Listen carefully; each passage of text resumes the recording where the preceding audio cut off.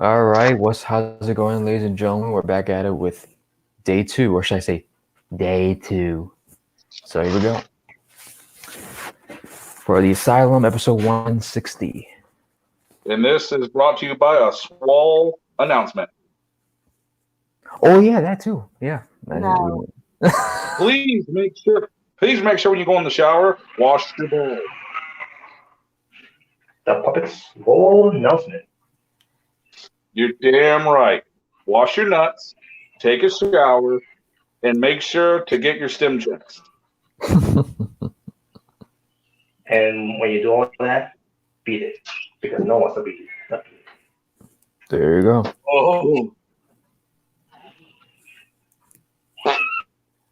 All right, so Robert, do you want to start off with that then?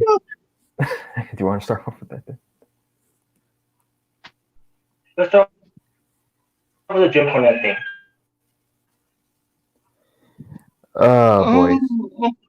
Yeah, so this is kind of overdue when it comes to Jim Cornette. Because we all saw Double or Nothing 2020. It was a badass show.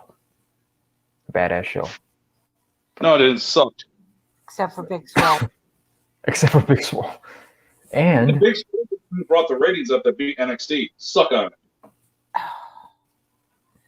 You're delusional. Anyway, go ahead. I am delusionally right. what? Delusionally right.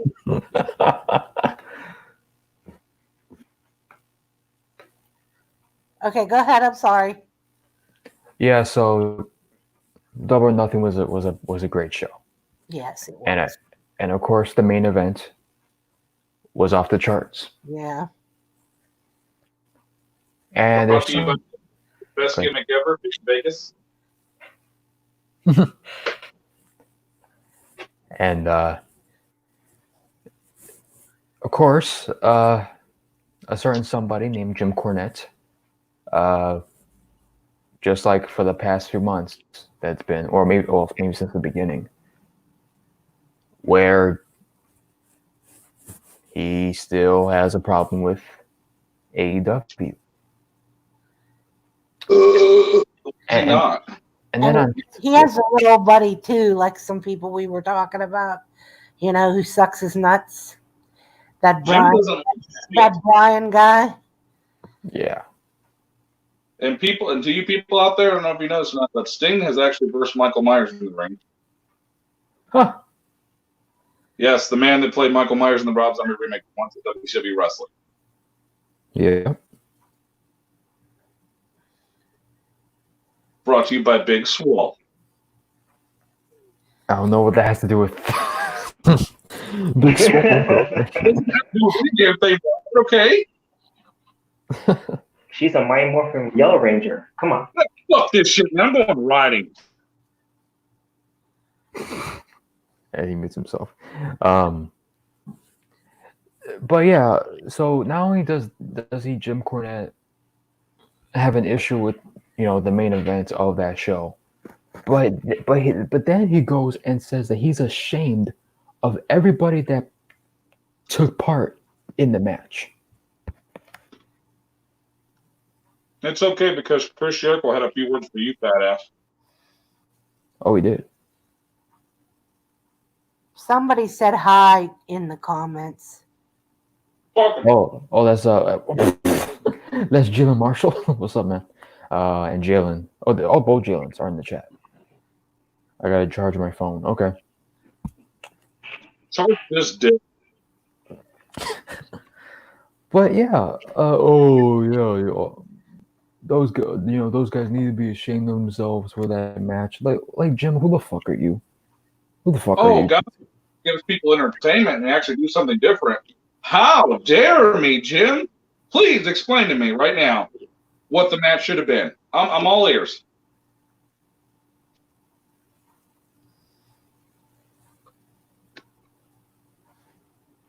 Fat Exactly.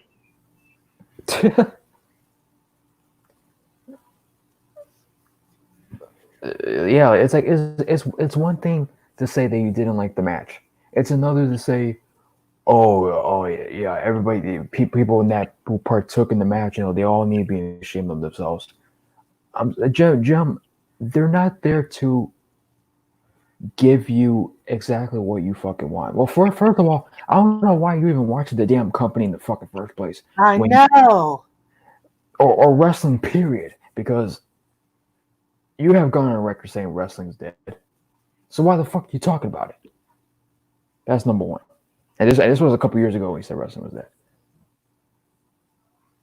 Yeah. Because I gotta stay relevant, damn it. Please like me. No. My wife, the tennis racket left me and divorced me.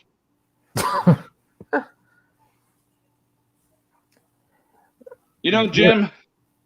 Yeah. Let's go back in time and let you fall off the skyscraper again.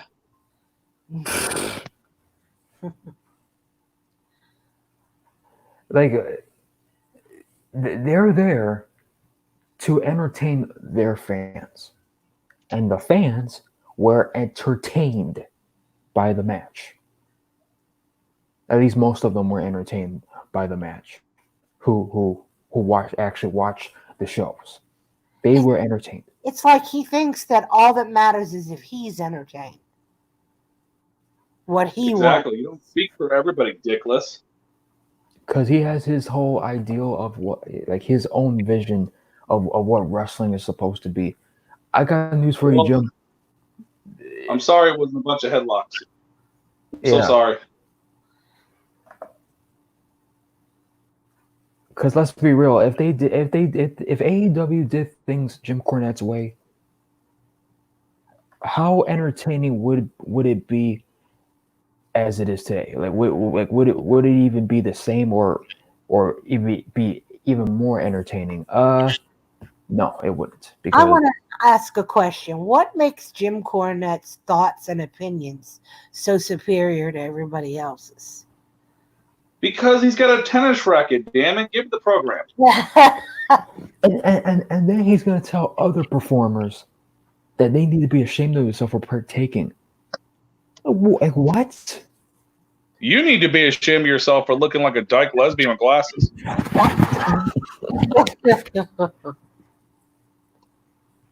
Like Jim, who the fuck are you, dude?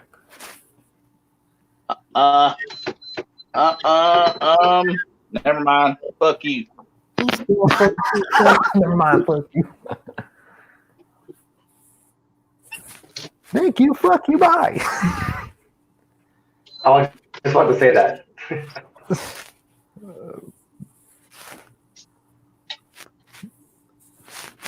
Yeah, so what are you guys' thoughts on this fucking idiot? My thoughts. I've said them several times. Yeah, especially I don't know. Go ask Honky Tonk Man. I don't fucking know.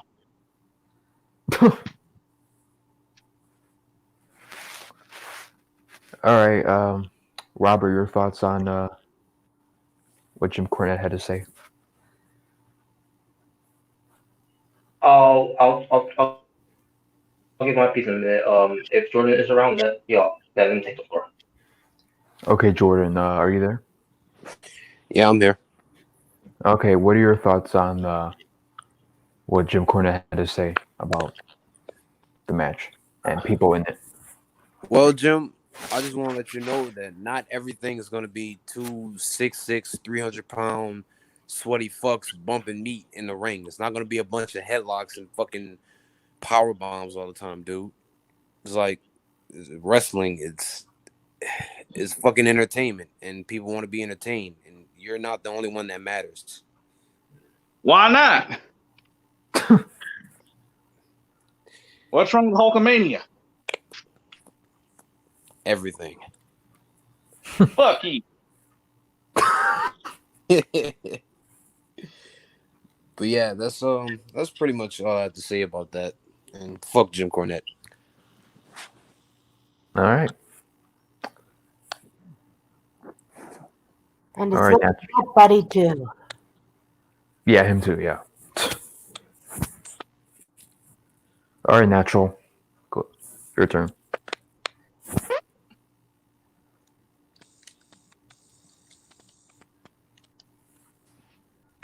Okay. So Jim Cornette and Brian Last,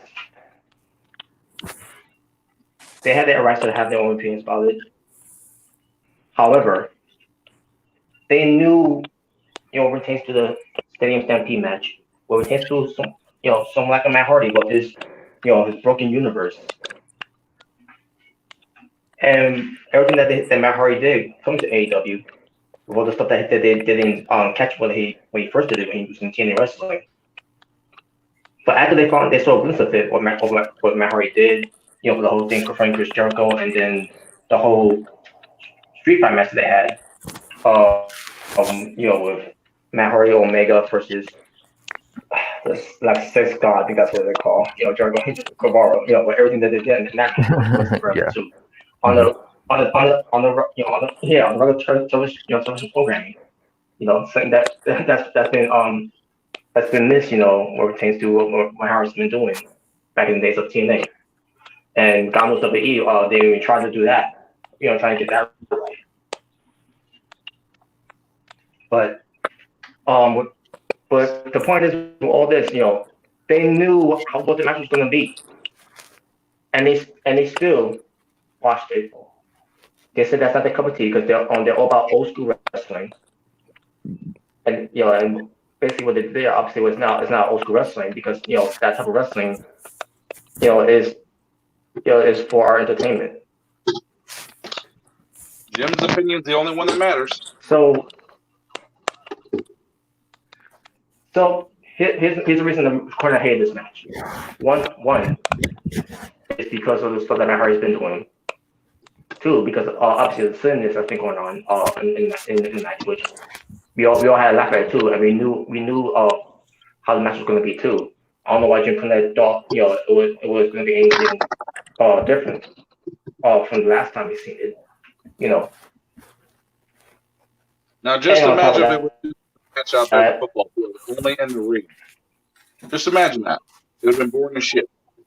Oh yeah, I was actually gonna say that. It's like what you just wanted them to wrestle in the ring in the football field, like.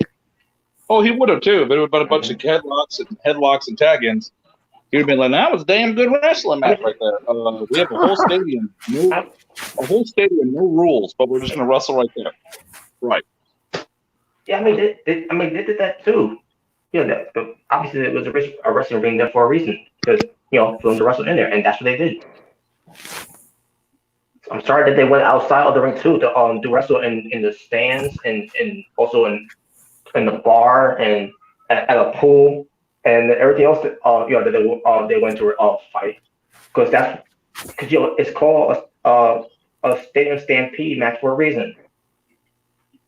We didn't know what it was going to be about until we finally see what it was, and we were satisfied with that. Shit, we loved it, man. It was a lot of fun. He probably watched it and thought it was Spring Stampede. Oh God! Hey, it could have been that too, because it was, that match was, we're still in the springtime, so. Honestly, it really doesn't matter. It doesn't matter what AEW. It doesn't really matter what AEW does. It doesn't. He's gonna bitch about everything. Mm-hmm. Yeah, you gonna say something, Kat? So, another. Okay. Yeah, Kat. Okay. Okay, no, okay.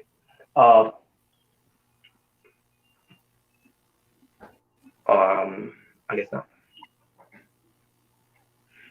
But another reason why I also hate the match too, because of who's in it too. Besides the Young Bucks, Kenny Omega, which he always referred to him as Kenny Olivier. The fuck? Yeah, I don't know what the Olivier is supposed to be. Yeah, whatever, fat ass. So. The So. Yano was Olivier. Is that someone's last name or something? What's up, guys? No. Subversion. Oh, wow. What? Look who's talking. Well. I'm I'm not the one with the neck beard. What are you talking about? But yeah, go ahead, Christian. Do you know who delivered by any chance? Yeah, I have no idea about. But I was gonna say this though. Um, Yeah. So you're gonna be critical of the match because there's somebody in the match that you don't like. What kind of critiquing is that? It's called reality, asshole. So you're gonna critique a match based on your feelings for another man. You damn right. You're an idiot. Like Jim Cornette, you're a fucking idiot. Like, and you're biased as fuck. He used to be my lover. Fuck him. And then what happened?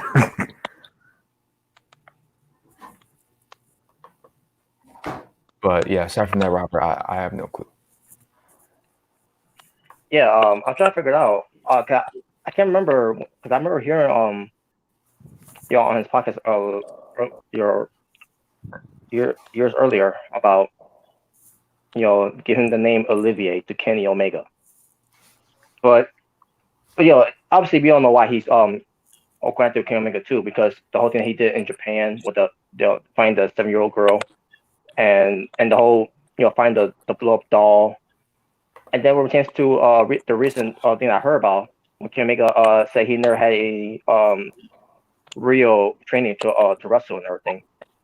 Where it tends to how he first started. Those are awesome. And obviously, that is obviously wherever the school that he went to try to when he tried to wrestle obviously it's why I love me he some didn't blow really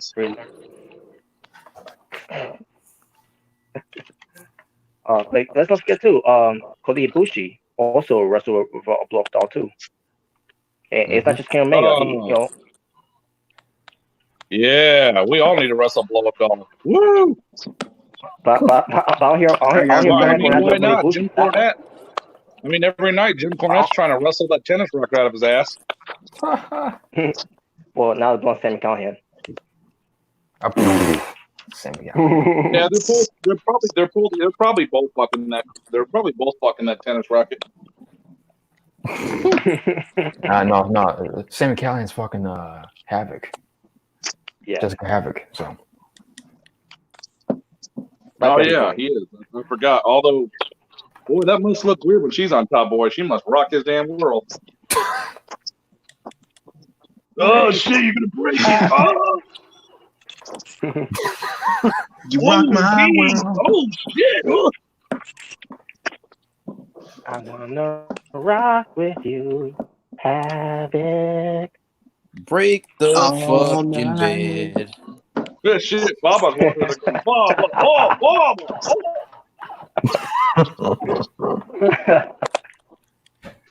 Oh man. Yeah, the moment's only Jim right. Cornette. If this comes in your room and tries to slap your ass and encourage you, I'm out. Well, Is Jim Cornette ever satisfied with anything? To be honest, is he ever satisfied with anything? The buffet. besides and Sprite. But besides that, he praises MJF. He praises Jungle Boy. Has he ever said anything positive about today's wrestling? I mean, I'm not trying to say he's very everything that AEW is doing. Just most of it, for my take of it of what. Like But he does okay. have some things that they could have differently. Not saying he's bashing them, but there's things that he is bashing. Like, for example, that Stampede match that from doing nothing. And but you knew what the match was going to be. You knew the match was going to be all type of silliness. And then your last straw basically was what Matt Hardy did with the with Santana Ortiz in the pool, with Matt Hardy turning into different versions of Matt Hardy's. And then you hear, and then he's basically he's ashamed of Tony Schiavone and Jim Ross saying for even praising that spot. And then what thing that Chris Jericho did in the match too. It's why he's disappointed. He's ashamed of all of them. And So because Matt Hardy changed the gimmicks when he was in the pool, and because Jim Ross and Tony Schiavone put it over, they need to be ashamed of themselves. I don't understand that logic. I don't understand that. Matt Hardy was doing the same broken thing in WWE. Was Jim bitching about him then? Well, they I don't know. They didn't do much with Matt Hardy. They didn't even do much with Matt Hardy. So Yeah, but still, it's like he he doesn't like that kind of stuff. So it's okay. That's Matt Hardy's character, dude. And you don't have to watch this shit. Shut the fuck up. So it's bad for Matt Hardy to actually be creative and do things he want to do. Yes, Yes. it I mean, is. like It's not the headlock after. because I actually like the fact that he goes. Go ahead, Kat. I was just going to say that I think that Jim panders to the AEW haters. I think that's what he's doing. He's pandering to them. Probably. Yeah, because like I like it when Matt Hardy goes, to his older gimmicks, like Team Extreme. Shit, you know what? Jim's probably sitting at home right now with a bottle of lube jerking off to a fucking Greg Valentine picture. Oh no! Ew. AEW is creative. They try all different things. What? He doesn't want creativity? Exactly. AEW is great, man. I mean, come on. This is a company that brought us Big Swole. Damn right. This company gave us Orange Cassidy. This is the company that gave us Riho. Damn straight. the company that gave us Penelope. But anyway, Exactly. And we're not talking about Penelope Cruz. She's a bagger. She's a bagger. This is a movie actress.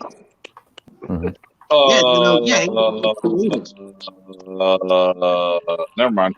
What the fuck's the difference? Oh, okay. I think he's gonna say that. I don't even know what is the difference. I mean, really. The company that gave us the Dark Order. But before is I probably blonde hair, and Penelope Cruz is, I think she's Mexican. I could be wrong, but Cruz. and she's got brunette hair. Yeah. So and on top of that, their last name. So there you go. That's different. But yeah, AEW, they're giving us this great entertainment, and you got Jim Cornette to, oh yeah, they need to be ashamed of themselves. For what? You should be ashamed for watching it. You should be ashamed of watching it. What did they do that was so wrong to say, oh, they should be ashamed of themselves? For what? Because a wrestler changed gimmicks in a pool. Wow. Because he changed gimmicks in a pool. Because Jim Cornette is a miserable son of a bitch. Yeah. I guess we can't have any laughs in wrestling. I guess we can't. AEW should be ashamed of their damn self. Right. Yeah. Just like a certain company that's making a gimmick off of Jeff Hardy's drug addiction. Right. Mm-hmm. I don't know if we talked about this, but did Jim Cornette watch the Undertaker AJ match? Yes. What do you think? He hated it too. What do you think? He hated it too. He hated it too. Well, of course, You don't like anything. You don't like anything. He doesn't like anything that's like different. He just doesn't. If it's not a wrestling match, some grapple wrestling, you don't like it.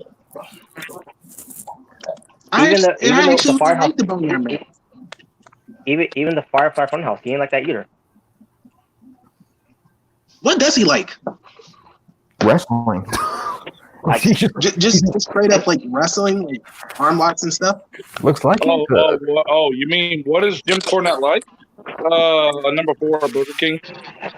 Oh no, Derek. Also, he hates the Money in the Bank. that Oh, wait, they did this year. By the way, that's He hated the Money in the Bank that happened this year. by the way, that's one of the funniest segments I saw with Eric Young and Jim Cornette back at TNA. Or Oh yeah. Eric Young, he got a tennis racket for Jim Cornette. He gave him Wendy, and Jim Cornette was like, "Yeah, you know, Wendy's is my favorite fast food in the fucking world." It's like, yeah, no shit, Jim. But Apparently, it is. Just look at you. yeah, that's one of my favorite, funniest moments ever.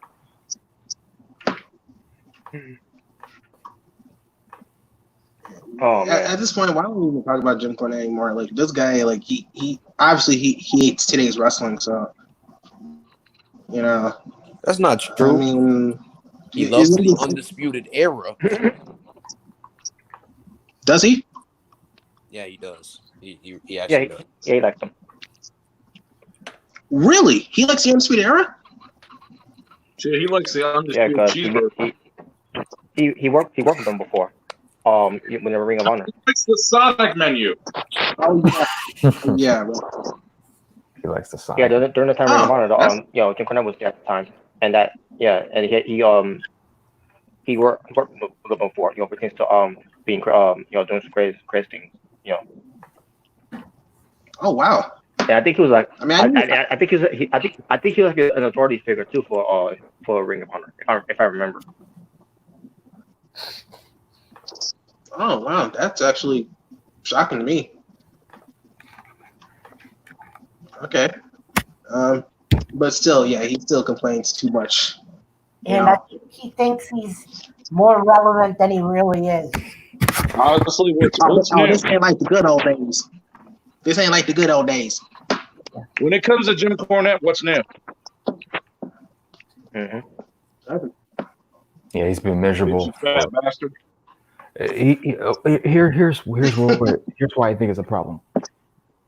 First off, he's still bitter over the fact that NWA kicked his ass out. That's number one. Mm-hmm. Yeah. Mm-hmm. Yeah. Mm-hmm. And number two, this is the same dude. This is the same dude who's been complaining about wrestling. Even then, when it was at its highest at that point. So he was still complaining about that.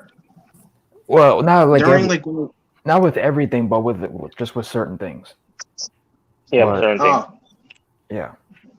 Okay. Yeah. For like example, like Undertaker and Kane, shooting lightning bolts and stuff. Like he hated that too. It's like, yeah. That was awesome. Go fuck yourself.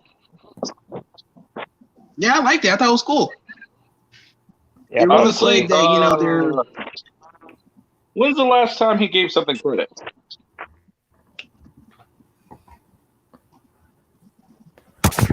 Waiting. Well, I guess if you count, NWA when he was there, before NWA Power, before they kicked him out. He got canned. Why'd they kick him out of NWA Power? Did he make like some racist joke or something? It was a racist joke, but it was something about it was an argument they had back and forth. But you couldn't, said, you could just edit out and know that, because What a fucking idiot! Now here's the thing: it wasn't meant to be a racist joke. It was just meant to be something funny. But now because they didn't edit it out. Nowadays, you can't be saying those type of things because people get offended. He means it was something funny, like when he looked in the mirror, something funny.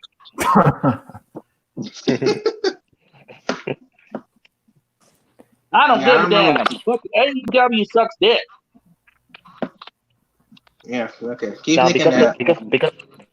Because of the arguments that they had, is what you're gonna talk about somebody sucking dick. You don't want to talk about your mom. Okay. That's right. Ooh, savage. All right, but do you guys have any final thoughts on Corny? Fuck that fat bastard. There you go.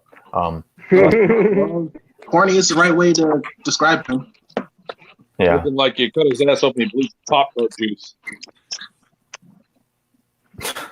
Yeah, fuck I think Mr. Fried that- Chicken. Yeah, at the end of the day, I don't really care what Jim Cornette says. I don't really follow him, so whatever he says is irrelevant to me. He likes what he likes and Now- everything. But I really don't give a rat's ass. It's like whatever's your own thing, dude. But stop acting like your opinion's the only one that matters, dude. Yeah, just Yeah. because you're in the business for a long time doesn't mean like you're a big wrestling genius.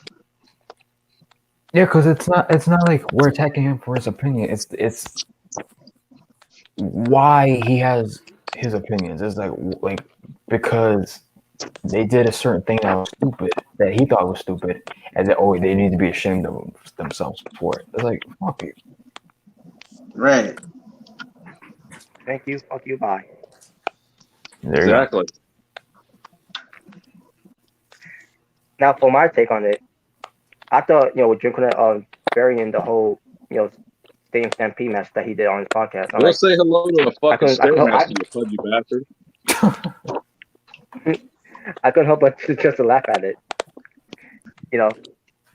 Mhm. Because it's ridiculous, man. And I feel like Jim Cornette though, but I'm like, damn it, man, Jim, we're in a different time. What don't you understand? We're in a different time. It's the time on that you weren't in anymore. Those days are gone now. So if you don't like it, don't watch it anymore. And Stop if you don't crying. like it, beat it because no one wants to be defeated. Fuck you. It's probably worth it.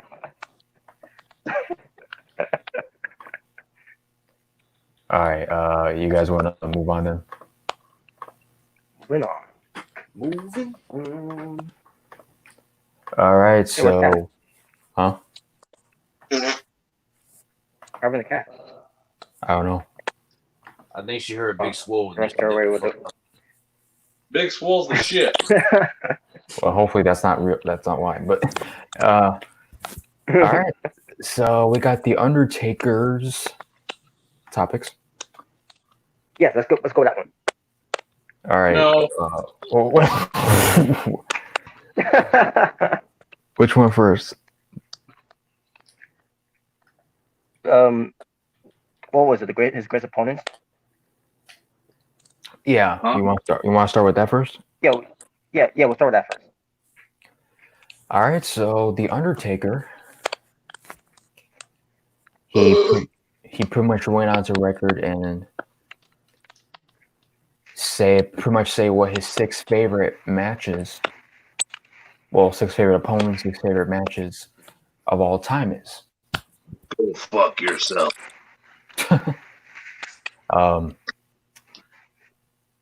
So number 1, he said Bret Hart. Not his not his number 1 of all time, but just one of his top 5 Oh, okay, one. or top 6. Yeah. I've seen their matches before. Pretty good matches they have. Yeah, and pretty much they both went on the record pretty much saying that Undertaker went to Bret and said, "I'm glad that I'm working against you tonight because I get to finally show that I can actually wrestle." Well, Yeah, exactly. Bret Hart was a great wrestler, man. He really was. Where he actually wanted to prove himself to Bret Hart. I remember that part. Yeah, Jalen, by the way, Jalen, you have some background, or either Jalen or Jordan, one of you two. God, there's some background noise. It's like static. I think it's Jalen's. Wait. Let's see. Okay. Get the fuck out of here. Come on. But yeah, Undertaker said that he wanted he loved the wrestling Bret because they got to actually have a wrestling match instead of Yeah, I remember. instead of just being a gimmick. I'm more than just a gimmick. So, Exactly, Jim Cornette. They had a wrestling match. Yeah. What? Exactly, Jim Cornette. they had a wrestling match. Can you believe that? Well, I'm sure he's enjoyed those matches. Yeah, no, yeah. But obviously he was there too. But yeah, but behind the Undertaker's gimmick, I always knew he could wrestle. And the fact that he wrestled against Bret Hart, which and then hear that comment before on Undertaker, I'm like, yeah, no, it's finally Undertaker finally showed them how good a wrestler he can be behind the dead man gimmick. Yeah. So that's one of them. The second one that he brought up was Kurt Angle. Oh yes, I agree. I totally agree. I agree too. Dude, his match with Badass. Yeah, his match with Kurt Angle and The Rock. Oh yeah, dude, Kurt and that too. But Kurt Angle and Taker had some good matches. Yeah, man, really good matches, especially in Vengeance. Yeah. As American Badass, Big Evil, even as the Dead Man, when we came back as the Dead Man years later. Remember on the way out, and I believe one on SmackDown too. Yeah, SmackDown as well. Yeah, they had great matches there too. Yeah. And I think Undertaker wanted Kurt Angle to be one on the break streak, but WWE was like, nope, I'm not doing that. Oh wow, you want Kurt Angle to do it? We're not gonna have that ball bastard beat the streak. What, Rim? We're not gonna have that ball bastard beat the streak. Because that's the story behind it. Undertaker wanted to face Kurt Angle at WrestleMania, but instead they decided to do that on the way out. You know what Vince McMahon really wanted to say? He said, "I wouldn't mind John Cena." I'm pretty sure he would have. Yeah. Kurt Angle, I think they got some really good matches. I totally agree with that. But instead of WrestleMania, it was Kurt Angle, Randy Orton, and Rey Mysterio, which that was a good match too. Yeah. Yeah, boy, Rey Mysterio won the world title. Meanwhile,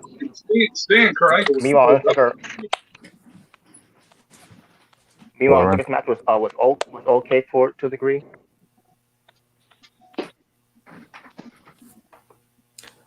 Yeah, so the match so Undertaker went on record to say that that he liked working with smaller guys, because even with oh wow, he said that.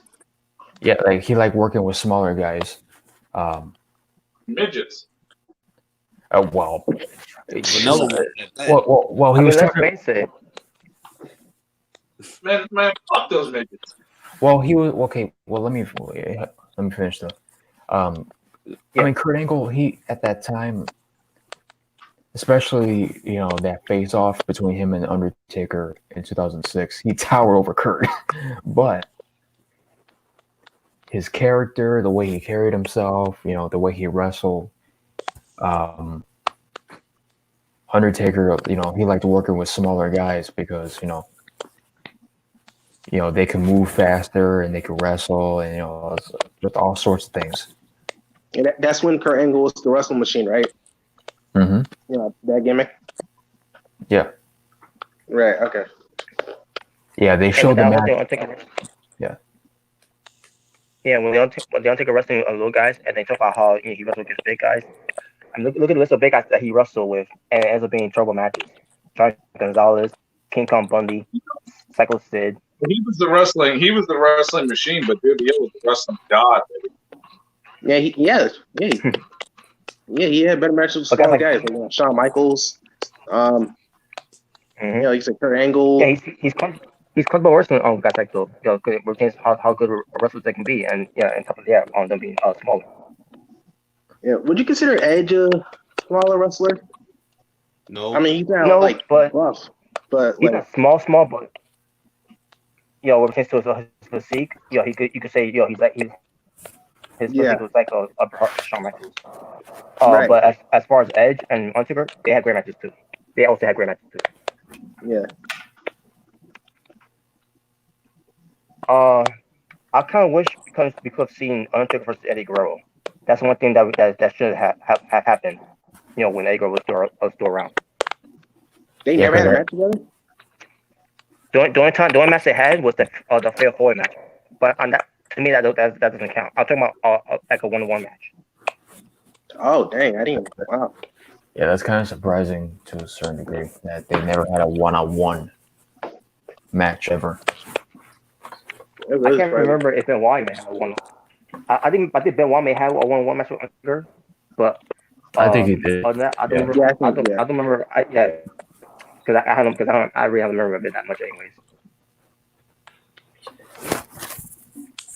So who's the other guy who likes to wrestle? Oh, damn it, Rem left. Fuck. During this topic. I hope Hogan die. That sucks. Yeah, I guess I'll say who's next anyway. Okay, Rem's back. All right. All right. So okay. Before I get to the other person, so the match they showed specifically was Kurt Angle and The Undertaker at No Way Out 2006. And I think Kurt Angle actually said that that's his favorite match of all time. Hell yeah. That was my favorite too. Kurt Angle and The Undertaker 2006 No Way Out was Kurt Angle's favorite of all time. No Way Out, it was a good match. Yeah, that's Kurt Angle said that it's his favorite of all time, but he says I wouldn't say that's my favorite Kurt Angle match. Not really. Yeah, well, I'm saying that Kurt Angle it was great. But it is one of them, though. It is one of them. It is one of them. It's one of them. That's a definite because I ain't gonna lie. When him and Shawn Michaels went at, they tore the house down too. I mean, although this is about Undertaker, yes. Yeah. I love that match. Dude, that match was amazing at WrestleMania. The greatest match ever. It's funny. That's so funny because Kurt Angle had some of his best matches with two guys that everybody's wanted to face each other, Sting and Undertaker. He's had both of his favorite good matches with both of those guys. Wow. How ironic. Yeah, I know. Yeah, and one Kurt Angle's talked about this match in the past of him and Taker on SmackDown 2003, where the crowd was into the match. Awesome. The crowd was into the match, and when Brock Lesnar came out, they booed the fuck out of Brock Lesnar. Yeah. Because he interfered. Yeah. Because he did dick. Well, that too. He interrupted the match. Yeah, remember when Brock Lesnar interfered in the match between Kurt and Undertaker in 2003? Yeah, Christy Williams on those steel chairs. Oh, right. Yeah, and Kurt Angle said that after the show, after they went off air, they got like a huge standing ovation for their performance. And Kurt said, yes. Like he said he didn't get anything like that. You know, the closest was, you know, with Benoit in 2003, and I guess Shawn Michaels. But with that match, you know, he said, went on record said that he didn't get that. That was his biggest reaction, you know, during and after match. So, so the third one he mentioned was Batista. Yes. Oh god. Yeah. Oh man, that was my favorite rivalry as a kid. Well, we gotta talk about Blue Tista. It's the animal Batista, Michael. It's the edible Bautista. Dude, I love that rivalry as a kid. That was my childhood right there, man. That was a great rivalry. Dude, I love the match they had in SmackDown's Steel Cage match. I love that match. That's when like Mark Henry came in and Edge came. Really good match. And Edge, yeah. That was actually the show that I missed, obviously, because I was on vacation. Well, sort of. I was based on a school trip, basically. That's what I'm saying. Not vacation. Yeah, I was so hyped when I saw that match. I was like, I didn't care who won because they're both my favorites. So I was like, Batista, Undertaker, I don't care. I'm enjoying this match. Yeah. I was basically spoiled when someone said that Edge is world champion. Like what? Dude, I was so upset when like Mark Henry and Edge came out. I was like, no. Like when Edge had the briefcase, it's like, no, please don't cash in. No, god damn it. These two versus Undertaker sucked. Wow. Yeah, the Undertaker match sucked. I actually thought that That was great. That was a good match. What, Ron? I mean, dude, I'm sorry, but the best match ever was Goldberg versus Taker. Goldberg. Oh dear Lord, no. No. You're damn right, Derek. It was shit. No, it was shit. Oh my god. Yeah, I like their matches they had. Now, fuck this shit. I'm going to Riot. What a riot. I like their match at WrestleMania and Backlash. Over wrestling. The one at SmackDown. I think it was Survivor Series. They had that last match. Yeah. Yeah, That was in Backlash. I don't remember if it was Survivor Series or Hell in a Cell. I don't know if that's when they first started the Hell in a Cell pay-per-view. Yeah, it was Survivor Series. They had Hell in a Cell. That's when Edge came back. Yeah. Yeah. Okay. But yeah, Undertaker always has a great match with Batista too, man. And yeah, I'm glad he put him on that Batista on that list. Yeah, that was my favorite rivalry as a kid, man. I loved it. I love those matches. On the Cell match. That was a good match on the Cell we should have too. Yeah. And again, Edge had to, come and ruin it. It's like, God damn it, Edge. And then Edge and Undertaker, surpassed that one a year later. Yeah, so Undertaker, what he had to say about this was basically, here's two guys that I guess like on paper, like I guess he thought like wouldn't be considered like match of the night, like two like because Undertaker is a good worker, but Batista, he was coming up, Right.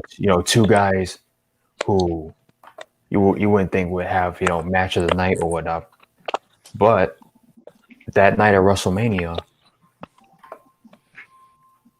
they felt, and a lot of us felt, that they stole the show that night. Oh yeah, they did, definitely. Mm-hmm. That was a really good match. And honestly, yeah, go ahead. It's funny, Robert, when you said this, so because Batista said the same thing when he said, "Oh, we should have main evented that WrestleMania." Yeah, I was just about to Are say you that. talking about Taker versus Batista in Detroit? Yeah. WrestleMania 30. I mean, 23. Dude, that was great, but the moment of the night was John Cena driving the Ford Mustang. I mean, that's Yeah, again, that was I very love that. I thought it was pretty cool. That was really him driving it. Yeah. Actually, no, it wasn't him driving. It was a picture of Sting. Anyways. Listen, like as much as I liked John Cena versus Shawn Michaels, yeah, Batista and Undertaker should have been the main event. They really should have. That was a damn good match, dude. Remember that Batista bomb he gave it to Taker? Holy shit! Mm-hmm. Dude, I remember when fans were booing Batista because they thought he was really gonna win. It was like it's like, oh, did you see that Batista bomb, Michael? No, that's a picture of the Undertaker. He can't Batista bomb that. Picture of the Undertaker.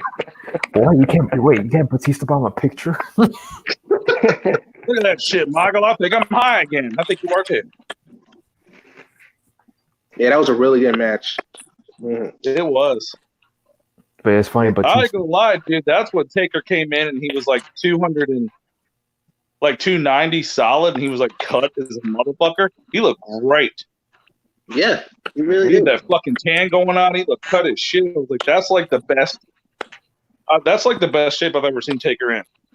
Honestly, I think 2007 was like one of Undertaker's best years, in my opinion. And he was in his 40s at that point. Yeah. Now he can't make up his mind between losing weight or eating hoagies.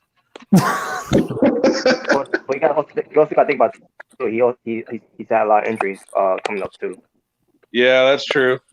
He's Yeah, not yeah. the Undertaker anymore. He's the fucking Underbaker. But think about it. Yeah, he had a lot of injuries. He was in his 40s, and to look like that, Mm-hmm. yeah. That's amazing, man. Dude, I just want my fucking Yeah, he's chest to be that damn cut as he had it. He was just cut out of his mind. And I was like, man, he looks great. Honestly, I prefer the Undertaker with the tights more than I do with the baggy pants. Yeah, I like that whole getup. I thought it was cool. I don't know if I agree with that, but Yeah, I do.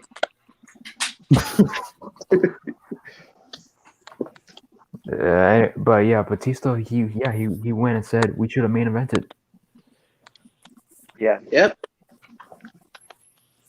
Instead, they're on the fourth card of that show, which is bullshit. Like, dude, how you gonna have Undertaker win the Rumble and not have him in the main event with Batista? Like, come on.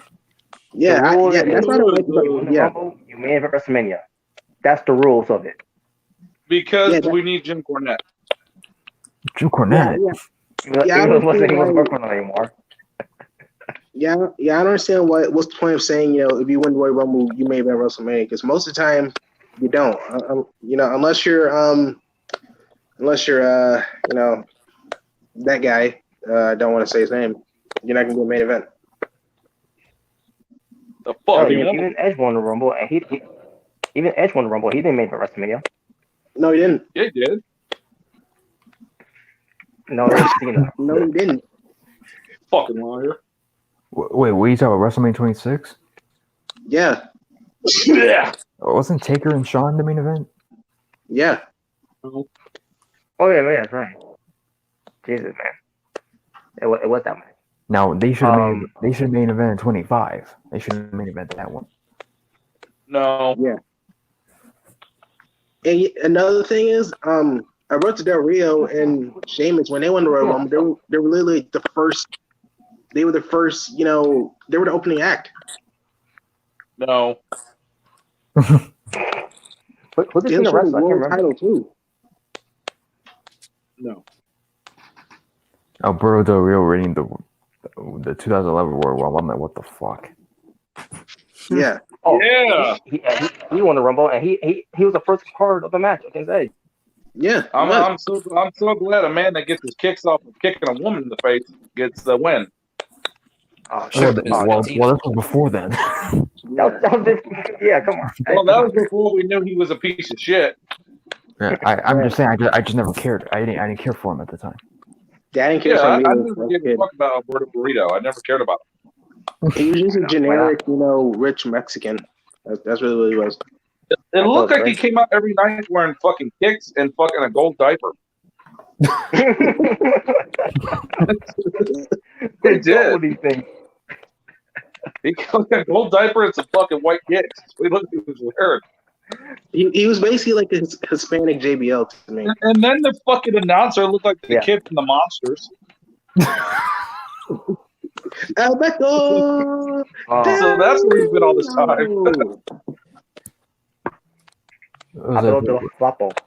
Well, what was it? Ricardo Rodriguez? That was him? Yeah, that was his name. Yeah, Ricardo. No, that was little Eddie Monster. Eddie Monster. It kind of looked like him. I was like, Yeah. I didn't know whether to look at him and go, I will suck your blood, blah, blah, blah, blah. But a little chubby though, and a little taller. He was a fat fuck. Damn. Yeah, dad bod. That was Damn. cool. All right, so the next one, Ric Flair. DDP? I did like their match at WrestleMania. I thought it was pretty good. I loved when Matt- Ric Flair farted. Well, he farted. That match was good. But yeah, it was that WrestleMania where I'm taking one that Ric Flair just say, basically you're Ric Flair, whatever, and everything, and like, you still got. I'll tell her how I said. Do you remember, Christian? Ric Flair did put on a pretty damn good performance. I'll give him that. Yeah. I ain't gonna lie, man. I still, Arn Anderson delivered a mean ass spine buster. Oh yeah. Was Undertaker a heel during that time? Yeah. Yes. No shit. Yes. Okay. And that was the year that Undertaker was counting his fingers like 10-0. That's when we all realized, oh, he's Yeah, undefeated. when he was counting his fingers and he raised his hands, saying he's 10-0. I really like that. And I didn't know at the time until Undertaker did that. I'm like, oh, he's saying you're I didn't give a undefeated. shit. Yeah. You have Undertaker beating up Arn Anderson. You got him beating up his son, Ric Flair's son. Fuck yeah. Mm-hmm. Yeah, it was. Yeah. He was like, dude, he kicked the shit out of David Flair. That was an ass of a way to go. yeah. He was like, don't you have a sister? He was like, whoa. I mean, that's exactly, that's what happens when you look like an all-righter. You get your ass whipped. Anyways, that was cool. And you know what I gotta say, David Flair, you made it look like your dad, but poor David, man, he just never could get, he never could get that edge to be a wrestler. He couldn't cut it. He didn't have what his daddy had. Mm-hmm. That's the only thing you can give Charlotte Flair is she did a better job than her brother did. Yeah, she's a good wrestler, but man, she is just as bland. She has a bland personality, just like David. And she can't even cut her promo like Ric Flair. She cuts her promo like she's a robot. Exactly. I am the queen. Yeah, you need to hop on the dick with the robot. I am the queen. Woo. You need this dick. Come on, Jelly. You know I that seen shit. androids from. That's your I seen favorite. androids from. I see androids when Dragon Ball Z talks way better than Charlotte Flair. Yeah, they have more personality than freaking Charlotte. Android 18 has more personality than Charlotte. Oh god, I'd tear that ass up. Speaking of, yeah, I did like the match with Ric Flair and Undertaker. I really enjoyed it. Shit, Blue Chew Dickman has more personality than her.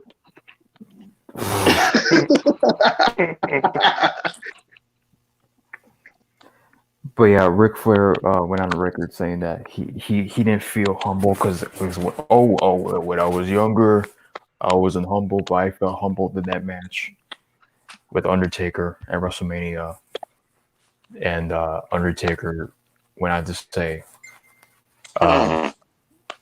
Vince went to me and said, you want to work with a young guy or you want to work with Ric Flair, and Undertaker was like, I want to work with Ric Flair, duh. Duh. And Ric Flair was humbled. Well, yeah, he was humbled, and he was honored because I think he said it was Triple H that went to Flair and said, "Hey, Taker wants to wrestle you at WrestleMania," and Flair was like wow, like he was like all like happy about it and felt good about He it. was happy. He was like, I wonder when I'm going to fart. and he did. What? Oh, that Undertaker tombstone, man. Like, no, that's just. Dude, he doesn't look like you motherfucker. Now, see, if it would have been now, Undertaker would have threw his ass because of the coronavirus. Oh yeah. Well, He was, you're spreading corona on me, fucking idiot. Was there even a thing at the I guess I had a time? phone call.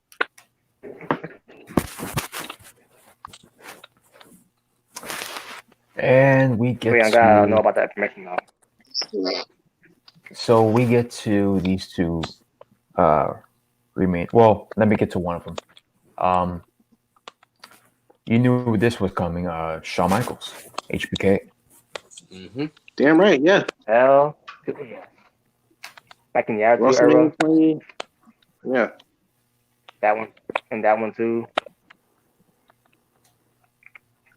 Yeah, great and, matches. and during the Attitude era, and during the Attitude era, Undertaker couldn't stand Shawn Michaels because of his behavior. But as professionals, they put that aside and they put out great matches. Yeah, I did like the Hell in a Cell match. It was the first ever one. Yeah, it was pretty good. Pretty good. Yeah. Their cast match was pretty good too. Huh? Yeah. Oh yeah. I said the The unfortunate match was pretty match that Michaels got hurt. Yeah. Yes. In the Royal Rumble. which unfortunately is to Castle Connect's that ended Shamrock's career for a little bit. Yeah. That was before he faced Stone Cold, right? Mm-hmm. Yep. Stone Cold. Right. Stone Cold. Dude, I mean, nothing beats NWO Shawn Michaels. Oh, dude. NWO Shawn Michaels. I forgot that was even a thing. Yeah. Because CT it Shawn was that Michaels, damn good. DX is It blew your mind. Now DXPG version of Shawn Michaels was cool. Kicking little girl. Dude, WWE's version of NWO sucked. No Yeah. shit.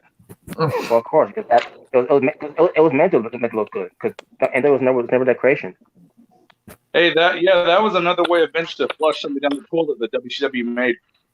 The only one I got over was Hulk Hogan. Well, that's not surprising, but They should have brought back the LWO. I wouldn't mind that.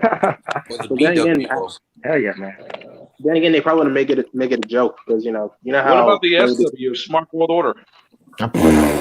Smart word. But instead we got domestic cools. Oh, Oh, dear Lord. Dude, that version of NWO was so bad. I would have rather had the Blue World Order from ECW than over that shit. The LWO. What about the JWO?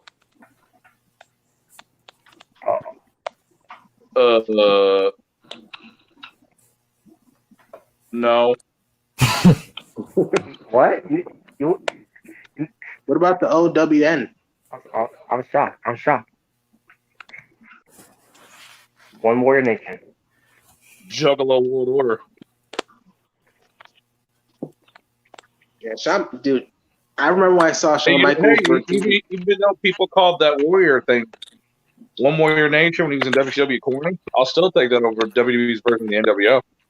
Mm-hmm. Yeah. I mean, really, the only impactful thing they did was they made it look like they killed The Rock.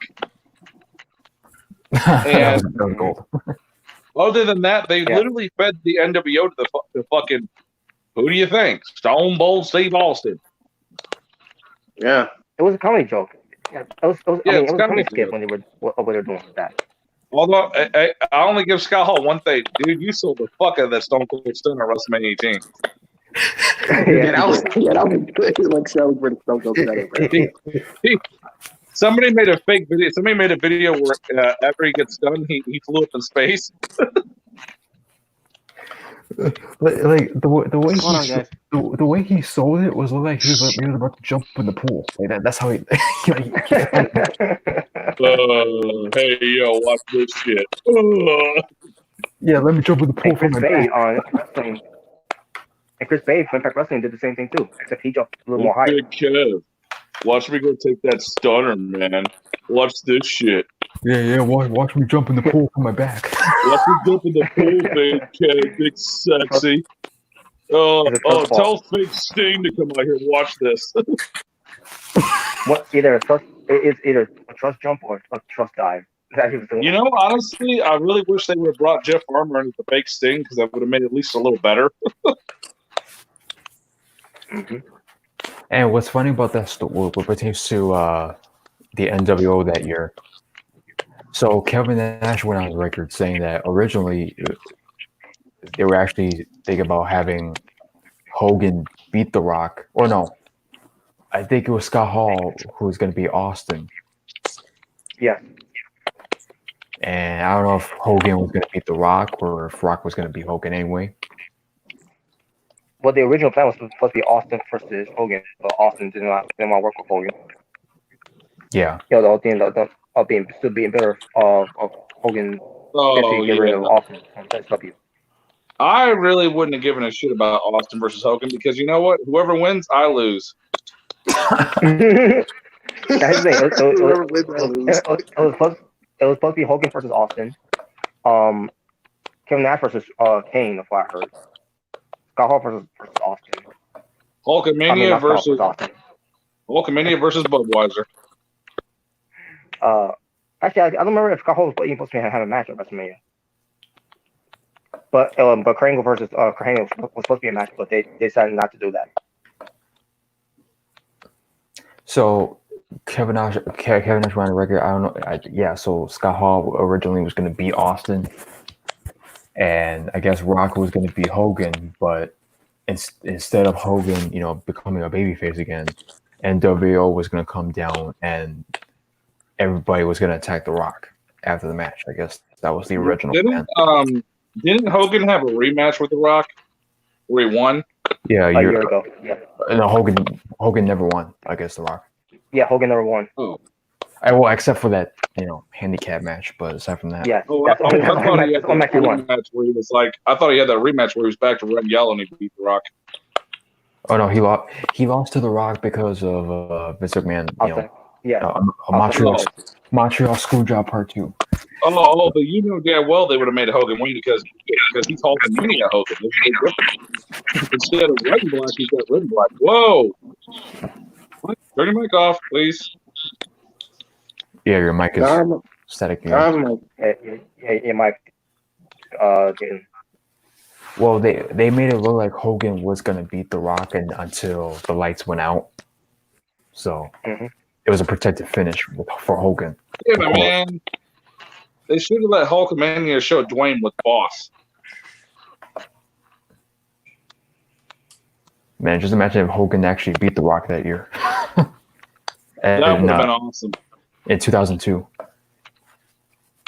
That would have been so awesome because I was ready for another Hulkamania run. I love you, Terry. You're so awesome, Terry. You red and yellow piece of shit. How do I sound now? You're good. Okay. So yeah, originally it was going to be, not Hogan to turn heel, and have the NWO continue their run. But of course, Hogan turns babyface again. He becomes Hulkamania again, and the NWO, So. Yeah, Voodoo Child, baby. Mm-hmm. At that time, NWO at this point was dead. Yeah. And we get to the last person for The Undertaker.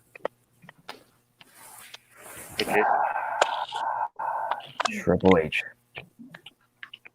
Come on, are you kidding me? I agree. I did like the match.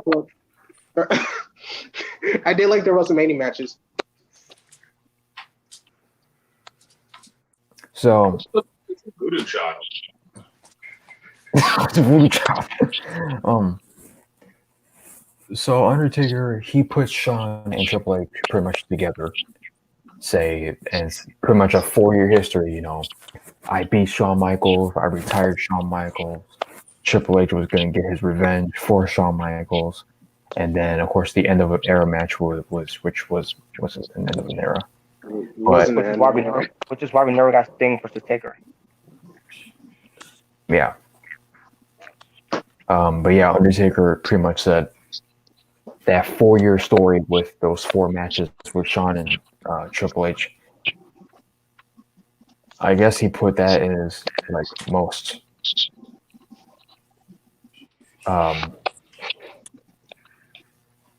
his most well done, matches, I guess, for just WrestleMania.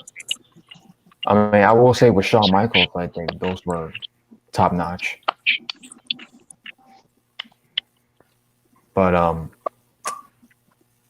mean, the Triple H matches, they were good too, but not all time. That's the only reason, because of the WrestleMania matches.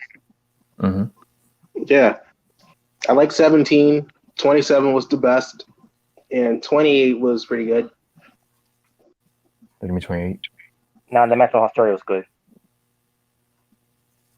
Yeah, 28 when they had the Hell in a Cell match. Mm-hmm. Oh no, I thought I heard you say 20. No, I said No, the match in 28. Okay. No, the match in Australia was good.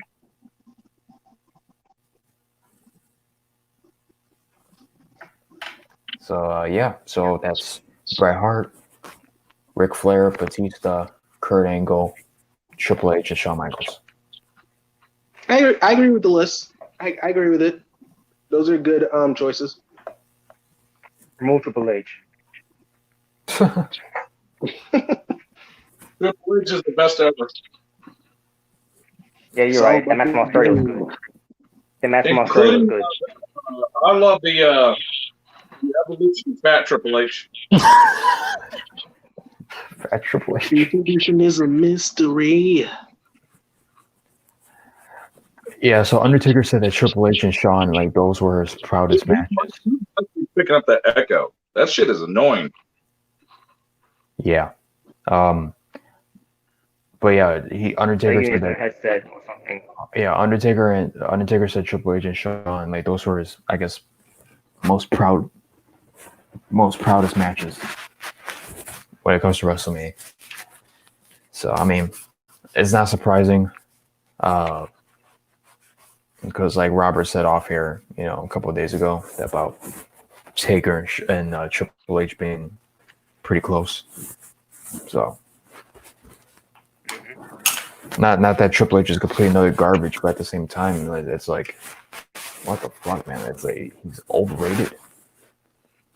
Overrated.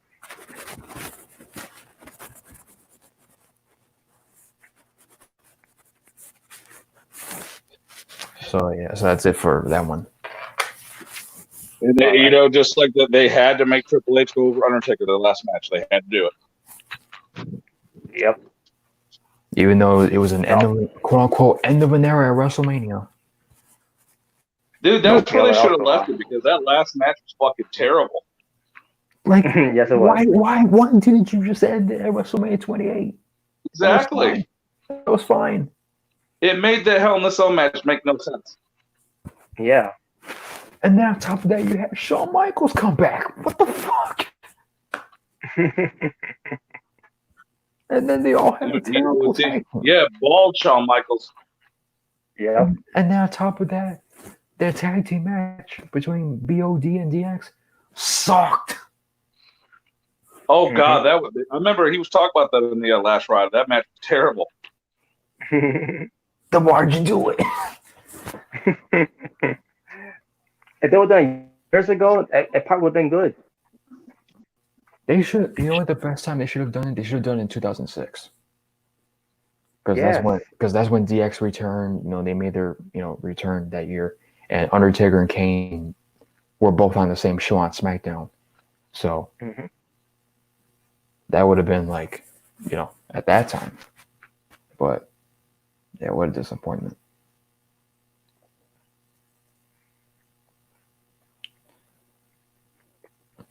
Yeah, so here's a clip of Undertaker.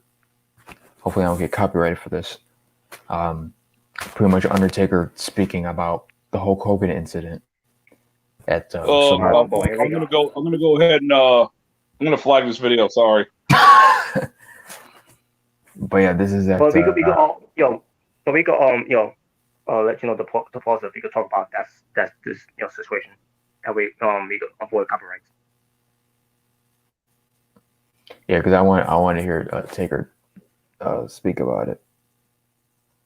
All right, so whenever you're ready. All right, I'm only gonna play his part, not this other douchebag Peter Rosenberg. Can't stand him. Let's talk about Hulkmania. Yeah. Well, we are going to talk about Hulkmania. So. Fuck yeah, Hulk's the best. It's the burial of Hulkmania, by the way. Oh, fuck you. Terry's a piece of shit, but he's great. What? And I'm gonna give you my take on it too. All right, so here's Taker explaining that whole incident in Survivor Series in '91. That was crazy. It started out bad and just it progressively got worse. Hogan claims that I heard him on the tombstone during the pay-per-view, right? So I'm thinking to myself, I didn't find out until Tuesday. I knew there was going to be another pay-per-view, but I didn't know that I was going to drop the belt back and what was going on. That came up out of nowhere. But I kind of figured, okay, maybe it's because he's telling everybody that I heard him Hope was still the golden goose at the time. So I'm thinking, okay, this is they're going to take this off of me because they can't trust me or whatnot. It really wasn't explained to me what the reasoning was behind it. And by the way, what a different era this is for you, because you've been the locker room leader for so long, the conscience of locker, all these nicknames.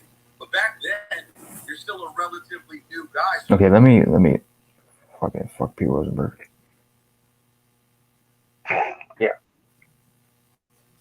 Like I was devastated, and the whole deal was a setup from the whole get go, right? So back then, we would usually show up noon, on a TV or pay-per-view day. We show up at the arena around noon, 1 o'clock. Hogan would roll in about 4 or 5. So I remember getting there about noon, and Hogan was already there. And I'm walking down the hall. Red flag number one, right? So he goes, hey kid, can I talk to you, right? So we go into one of the locker rooms, into the shower, right? That's where all the business was always done. Back in the day, you went into the shower, whether it was to fight, settle, whatever score, it always happened in the shower. So he's telling me, he goes, hey, I got this neck injury. He says, I'm really nervous about taking your finish. And I was like, Hulk, believe me. I said, I will protect you. I pride myself on not hurting people. And I promise you, I will have you so tight that there's no way possible that you're going to hurt your neck. So, with that, we went on about our business. Every point during the day, I'd pass him in the hall or whatnot, I'd get remember about my neck, right? So that's all I got all day was my neck. So Undertaker, he points to his neck, showing people in the camera, saying he keeps showing his neck, like, oh, my neck, brother, watch out for my neck, brother. Like, oh, my neck, brother. And that match was in Survivor Series, wasn't it? Yeah. Yeah. Okay. I clearly remember that match because that was one of my favorite Undertaker moments when he got the WWF title. And Hogan's neck, his fucking head never hit the mat. And Taker actually. If you watch that fucking tombstone, his head never even hit the fucking mat. Mm-hmm. Yep. Hogan was just a fucking dick, man. Yeah. What is it, right? I was going to say. Yeah, I was just saying Hogan was just a dick. That's all. Oh, okay. But yeah, I agree with that one. We'll get to that part too. But the whole thing with Hogan's going to Taker, about the whole, I got this neck injury, and so apparently you got this neck injury, because because at the time, because he knew he was going to drop the belt to Undertaker. Undertaker was a hot act, worked into his gimmick. It was unique at the time, especially with him having Paul Bearer as his manager with the urn and everything. This man loved the gimmick and everything, and it was time to pull a new heel to become a champion. And Undertaker, who's a young guy at the time, to become the champion, and they were in the talks to put the belt on Undertaker, and then all of a sudden, eventually, all of a sudden, Hogan apparently had this neck injury out of nowhere. And basically, want to go to the Undertaker and say, "Oh, make sure I got his neck injury. Make sure you don't hurt me, brother." And then saying to him again, like, "Oh, don't get my neck, brother. Don't get my neck, brother." It reminds me with the whole thing with CM Punk. The whole, "Hey, Punk, make sure make Roman Reigns look strong." That's what kind of reminds me of when I hear that. Yeah, and when I hear that, it's like if I'm Taker, I'm like, okay, no matter if I hurt him or if I do hurt him, I feel like this motherfucker's gonna screw me over because that night he should have thought of like Dusty Rhodes. He should have said, "Make it look good."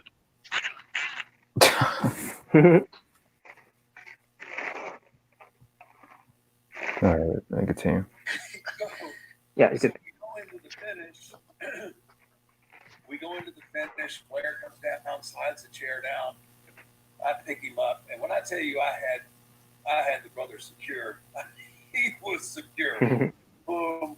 I give him the tombstone. As soon as my knees hit, I hear, oh, you got me. That hit my back. I'm like, God, I am just like, how? I'm like, you have all these, like, I'm, what, 20, I was 24, 25 years old, and, I just crushed Hulk Hogan, right? That's what's going through my head. Like, they gave me the opportunity, they gave me the chance to run the ball, and I just hurt the golden goose. Oh, my neck, brother. It didn't even touch you. Devastated, mortified, right? Oh. Get Hogan out of the ring, and I get the belt. Paul Bear and I are doing our stuff. So I go backstage, and where I was asking, "Where's Hulk at?" Right? He's laying on Vince's office floor. Whatever. In there, he's laid out on the floor. He's carrying on, and like I'm going in to check on him, but then here come the paramedics and stuff. So here, me and kayfabe, right? So I go behind the wall. Me and Shane are behind the wall, and I'm having to, listen to, can you feel this? Can you do that? And then I hear somebody with my wife and kids on the phone. Oh, brother, you're Calloway hurt me. Oh. You can only imagine, right? Like, I don't know what the hell's going on, other than the fact that I just heard the golden goose. Fuck him. Shane's right there telling me, he's like, Mark, he goes, his head wasn't anywhere close to touching that mat. And I'm like, no, man. I just couldn't hear it. Like, I was like, no, man, I heard him. I don't know. I couldn't put a thought together. I just thought I'd killed him. And and we didn't have access back then to watch things back right away like we do now. So I didn't see it until Tuesday in Texas. The next day I was in Hamilton, Ontario, defending the title against Davey Boy Smith or something. I was gone. Because there's no Monday Night Raw. Yeah, there was no Monday Night Raw yet. Right. And we had house shows. So I finally got to see it. But by now, a lot of the boys had come up to me, and they're like shaking their head like, his head never got anywhere close to the mat. You watch it back, you can tell his head never touched. And exactly, it didn't. Now I'm in this precarious situation, like, I'm Terry, you piece of shit. And now I've got to confront, the face of wrestling, the biggest draw, ever. And now I've got to figure out what I'm going to do here. Like, as a man, I got to know what the hell, but I also know that it's risking my professional career. And at that point, everybody's so paranoid too about their position and their spots, and you don't hurt the top guys, and you don't hurt anybody, but how that works. I finally got to San Antonio, and I was like, all right, hold right there. All right. Fucking bullshit. So yeah, man, because when you look back at it, when the whole thing where Flair's fighting the Turin, in the way where the referee's backwards turn, and I think it was or Hitler was refereeing, with Paul Bearer distracting him, whatever, or something like that. I think it goes for the Tombstone.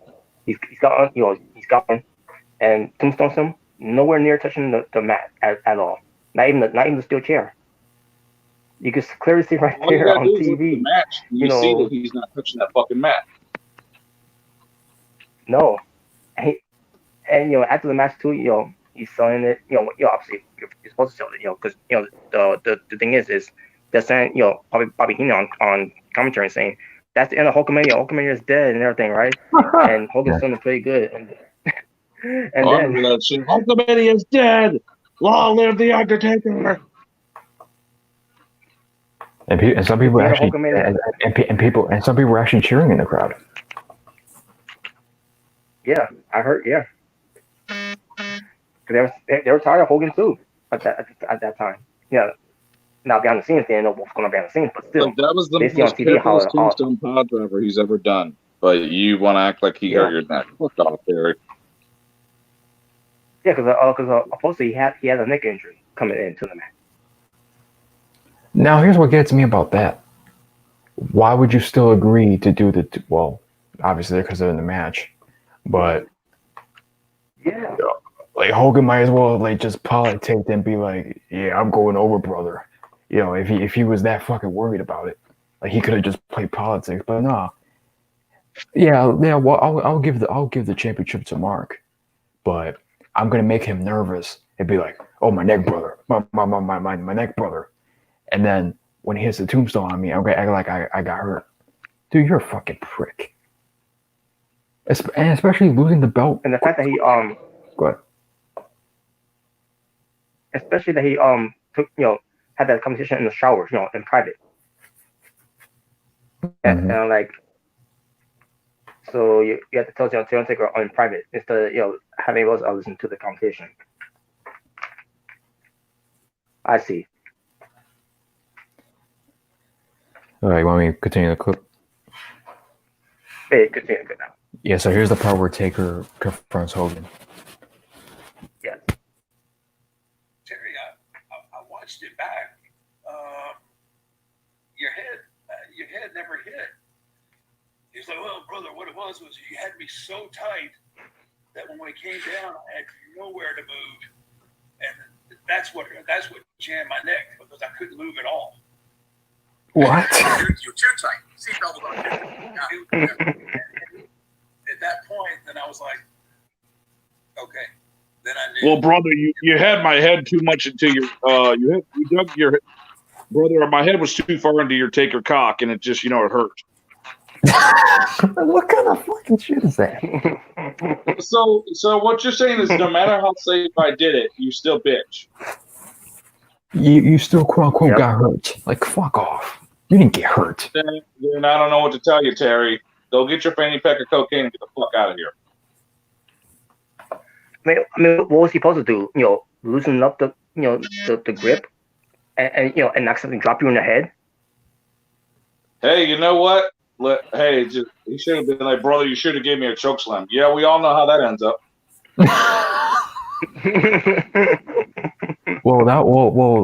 That was 11 years after that. But anyway, yeah, still, honestly, man, Undertaker and Hogan are just not meant to have a good match. They're not together. They're just no. Like Undertaker can run some circles around Hogan. It's just Hogan always looked like shit against the Undertaker. Mm-hmm. and especially what more fucked up is that how quickly he lost the title, as well. Yeah, that was bullshit. Yep. The Golden Goose back then needed his shit though. You're gonna go. Yeah, go ahead.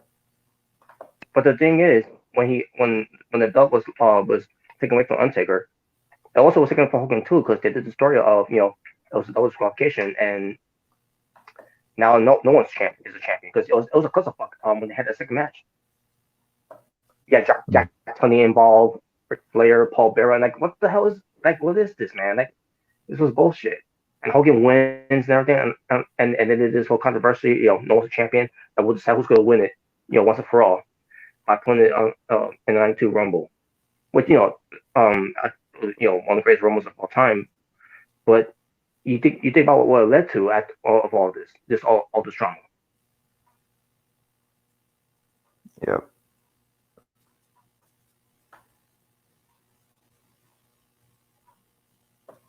But yeah, Hogan needed his shit, boy. It was Hogan's way or the highway. But yeah, that was pretty much it for this little clip here. Yeah, so bottom line is Hogan is a piece of shit. Damn right he is. He's there to benefit himself. He tried to sabotage the Undertaker. He's been doing this before with other guys. David Schultz, Randy Savage. Even look what happened with Sting in WCW. and he even sabotaged Steve Austin's career in WCW. That's a picture of Sting. Get it right. It's a picture of Sting.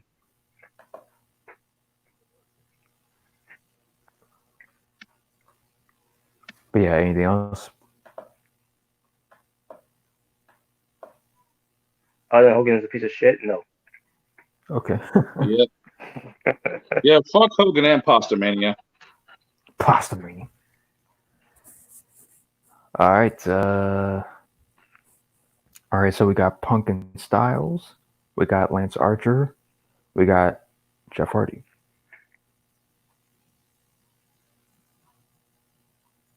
Punk and Styles. Well, okay. So basically, CM Punk took to Twitter, and he said what pertains to the whole George Floyd situation, the Black Lives Matter thing. Here's what CM Punk had to say. At least one of the things he had to say. A lot of people snitching on themselves. When people tell you who they are, believe it. Might be unfortunate and disappointing if you're a fan of that person, or if it's your grandmother, but fuck them. Goodbye. Parentheses. I yield my time. Fuck you.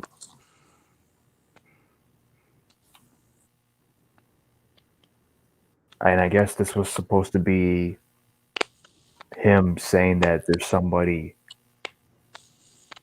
showing their true colors, I guess, when it pertains to the situation. At Titan9 responds to him saying, right, silence speaks volumes. Seeing AJ Styles promote streams and shit, but couldn't be bothered to post anything made it clear how he feels. That was a tough unfollow. Now, I don't see how what CM Punk said has to do with AJ, because he didn't speak out. But here's what CM Punk had to say in retort, or in response. Well, come on. That one has been obvious for years.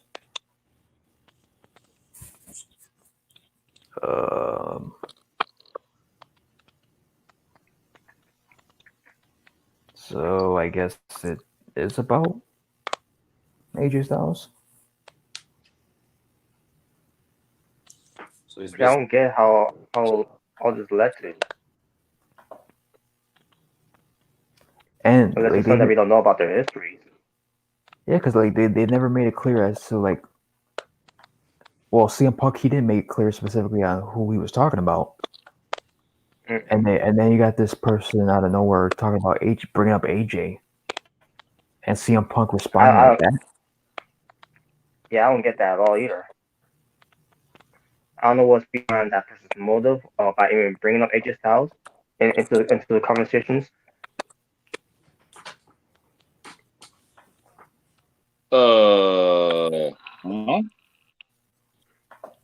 So, what part did you hear what pertains to the topic? It kicked me out right at the last. I heard the part where he said, "Fucking him out." Okay, yeah. So CM Punk tweeted, "A lot of people snitching on themselves. When people tell you who they are, believe it. Might be unfortunate and disappointing if you're a fan of that person, or if it's your grandmother. But fuck them. Goodbye. I parentheses. I yield my time." So CM Punk pretty much left again. Well, he never made specifically what he was talking about or what situation he was talking about. But some person named Titan9 replied to him saying, right, silence speaks volumes. Seeing AJ Styles promote streams and shit, but couldn't be bothered to post anything made it clear how he feels. That was a tough unfollow. He's probably talking about Beth Rollins. I doubt that. But then CM Punk replied back saying, well, come on, that one has been obvious for years.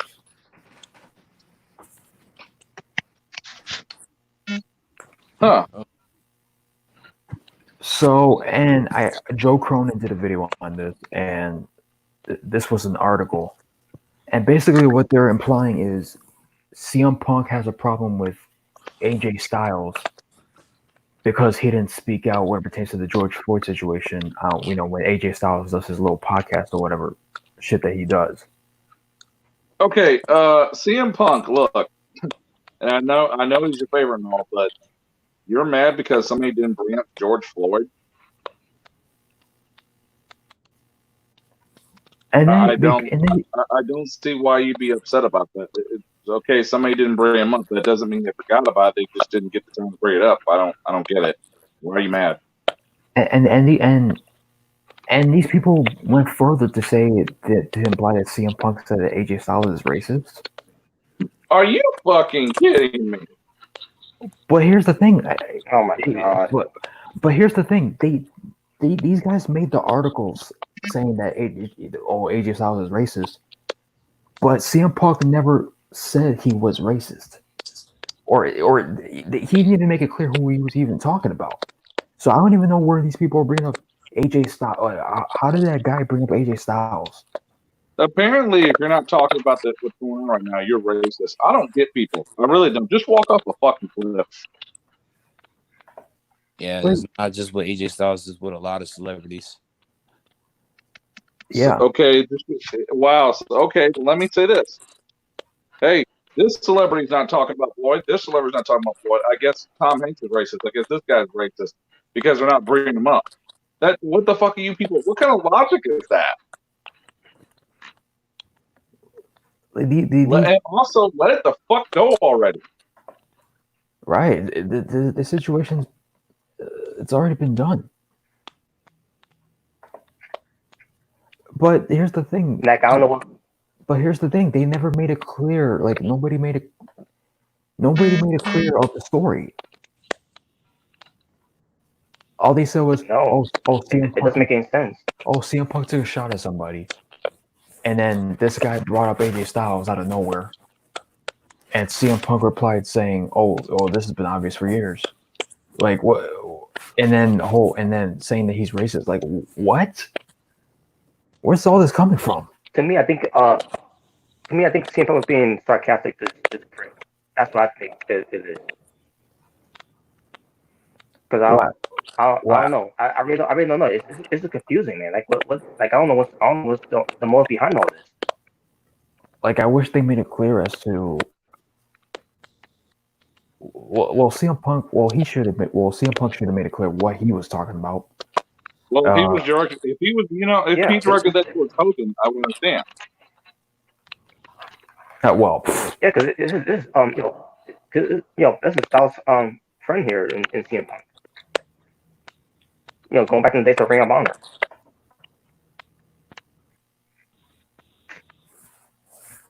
But let me say this: if that is the case, that CM Punk has a problem with AJ Styles not speaking out on it, it's like, okay, dude,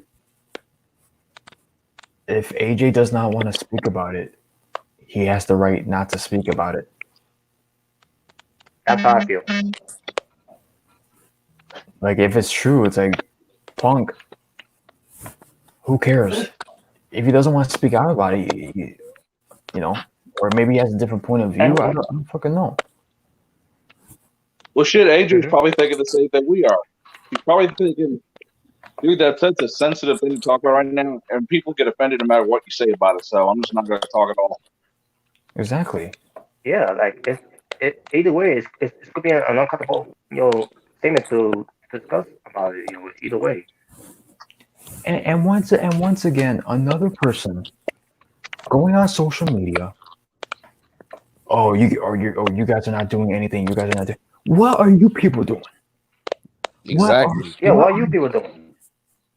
Are you donating money? Are you doing what Michael Jordan's doing? Are you doing, actually going to the black communities and actually helping them with their fucking issue? All you guys are doing is talking shit. That's all you guys are doing. Black Lives Matter. Well, they matter. You guys, and again, these guys have so much power, so much money, and they're out here judging other people for their views on certain things, or their silence on the views. It's like, okay, AJ Styles does not want to talk about it. Who cares? Yeah, Exactly. Why does that bother you? if he wants to talk about it, it's up to him. Yeah, like it's up to him if he wants to talk about it or not.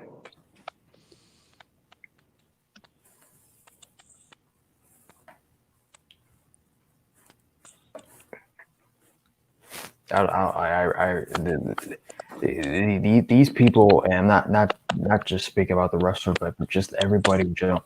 They're hyping this Black Lives Matter bullshit to the max. It's like, okay, George Floyd got killed. The man was taken away, locked up. Like, why is this still a thing?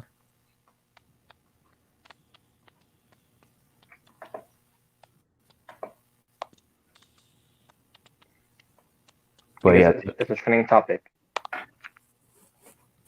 Yeah, but like it doesn't. But just because it is, like, it doesn't mean people have to. Yeah, because honestly, it's a sensitive subject, and AJ probably doesn't want to talk about it. It's like, doesn't matter what you say, you're going to get attacked for it. No matter what you say, so fuck it.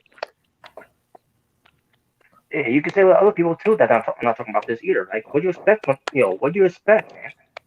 You can't expect everybody to talk about this situation that's going on. The cops are going to get they're going to get in deep shit. It happened, but don't sit there and call somebody racist, a wrestler racist, or accuse somebody of something because they're not talking about it. Like, get the fuck over that shit. And when did CM Punk call AJ a racist? Like, am I missing something here, or like? Well, that's what came out of their mouth. Right, like I didn't see. Like, I didn't see CM Punk directly say AJ Styles, which I don't think he would anyway. But according to how that guy responded to CM Punk pertaining to AJ, not speaking about it, and the way CM Punk replied to him, okay, but where in that did CM Punk say that AJ was racist? Exactly. And even if he did, even if CM Punk thought that AJ was racist, where's the proof that AJ's racist? Because he doesn't speak out about it? There's none. What, because he's a redneck? Like, what the fuck? Like, what? We know how Hogan's racist. You're damn right. You're damn right because he's a redneck. That's why. So that's because he don't want none. He don't want none. So because AJ, we're too scared to talk about Floyd because we don't want none. Yeah, AJ, he don't want none of this conversation, and he shouldn't have to.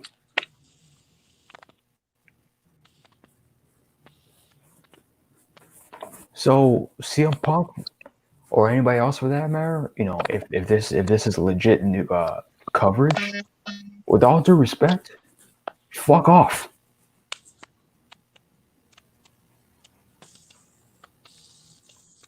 I know one thing. Hogan doesn't want to talk about this situation. He doesn't. Man, he ain't gonna talk about it. I don't give a fuck. Guys, come on now. What are you talking about? Hogan supports Black Lives Matter more than anybody else does. Come on. Dude, I don't even give a fuck. I don't even give a fuck about Hogan. I don't care. I know. He's gonna drop a leg drop on the racism. I know his stance. I don't care about Hogan. I don't care what he says. Well, you should. He's fucking Hulkamania, damn it. Mm-hmm. But he's not my damn. Is he my father? Is he my grandfather? No. So fuck. He's fucking Terry Bollea. Fuck this. I'm riding. There's plenty of Terrys in the world. There's plenty of Terrys. Something. Right. Hey, could you imagine the irony of Hogan's beach shop getting looted and rioted? Oh, wow. And then all of a sudden it says Black Lives Matter spray paint on his Hogan's beach shop. Wow. Hey Hogan, we want to apologize. Hey Hogan, you really want to be apologies? To all the racist comments we made. Donate money to George Floyd. Oh, I don't know about that, brother. How about Linda reach into tried to your make me wallet cry. I can't do or your that. credit card, whatever. It's like Hogan. You got paid all that money Show from that. you how you're really sorry. Oh, hold brother, on. I don't think I can do that. Freaking apology. Oh, Hold brother, I can't do that. I'm still donating money to Linda. I can't do that. on. Linda. Oh god.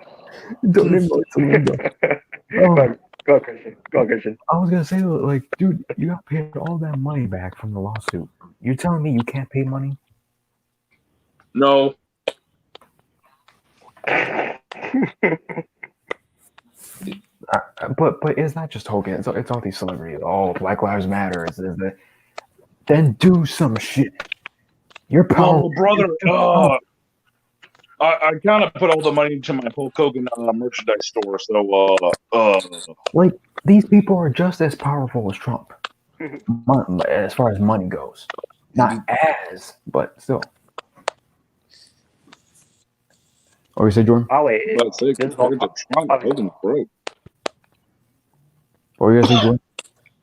Oh, I was just saying, as if like Hulkamania shit is important. Right. Damn right it is. But this is off topic. Is The Rock Ray it's gonna be running for president? Well, they said. Hogan will. They've thrown out there that he's a possible third candidate, but who fucking knows what's the road? Actually, I'm gonna vote for Hulkamania. Oh, he's not running. He's gonna have his own presidential bandana. Watch Brooke Hogan try to run for president. Well, that's not happening. Rather Brooke than Terry. Sure. But let's get Ric Flair as president. Let's get Ric Flair as president. That way he can go woo on a Texas. Woo on a Texas.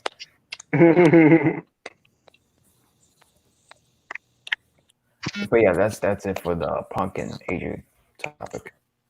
Yeah. All right, so Jeff Hardy and Lance Archer. Oh, well, let's go with Jeff Hardy. Yes, Jeff Hardy. Fuck Jeff Hardy. Well, apparently WWE is doing something too after what they did with him. Yeah, so WWE is now using Jeff Hardy's real life situation and now using it as a storyline.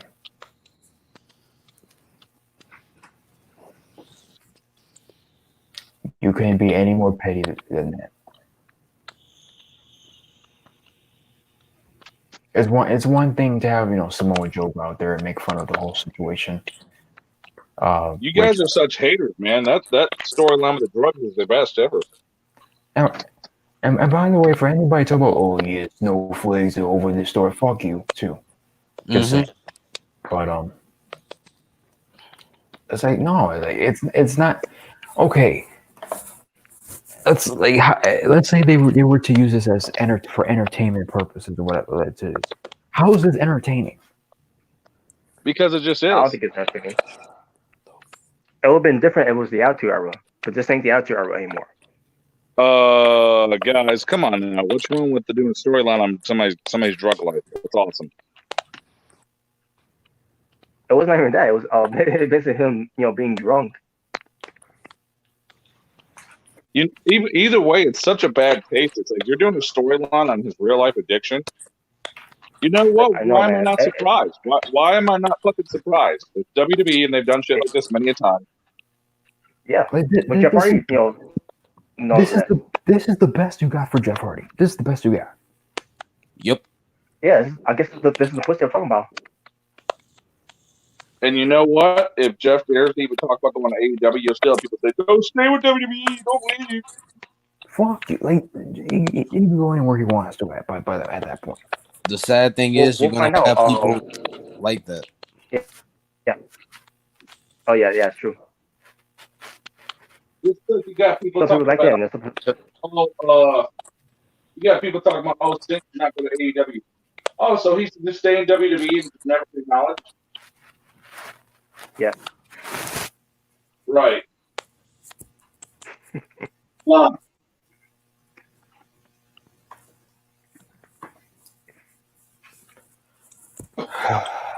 Yeah. Oh yeah. I was gonna say. Jeff Hardy. We'll find out. Around September, October. I can't remember what month it is. That his contract's gonna be up with I WWE. would rather watch We'll 3 find out. hours of the Wink the Clown promo than 3 hours of Raw. Oh god.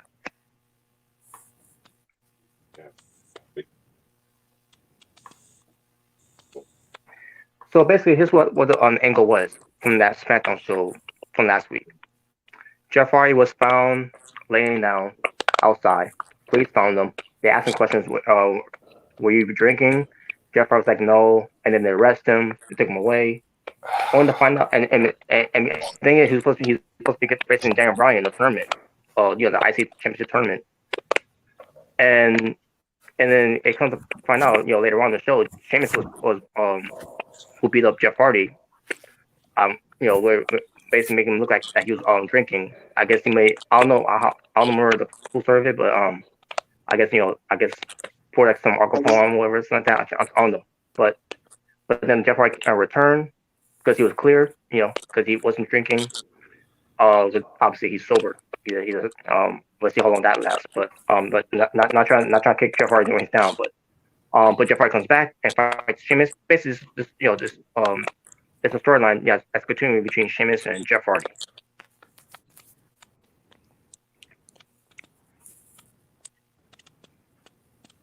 And it's probably going to lead to backlash.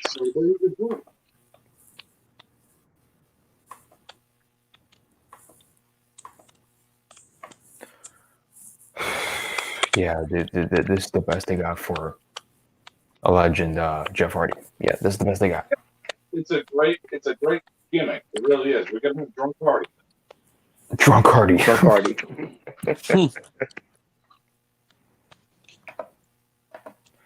Yeah, and lastly, for all these people going out here talking shit and basically insulting people who have an issue with this, saying, "But you snowflake, you triggered this, that, and the other." Go to hell.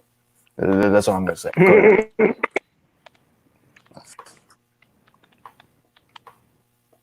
Yeah, exactly. Suck my dick. And yeah, these are the same people who will get triggered over people like me doing videos on those guys defending other men, getting triggered over another man.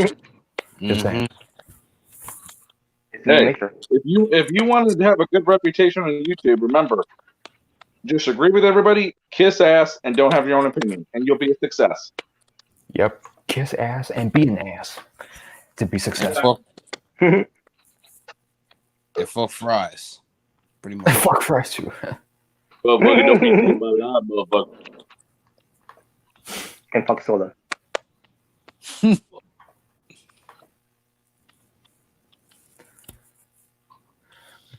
Yeah, do you guys have any additional thoughts on Jeff? I vote for it to be a law that we can have sex with any Mountain Dew we want. I don't know there was laws pertaining to that.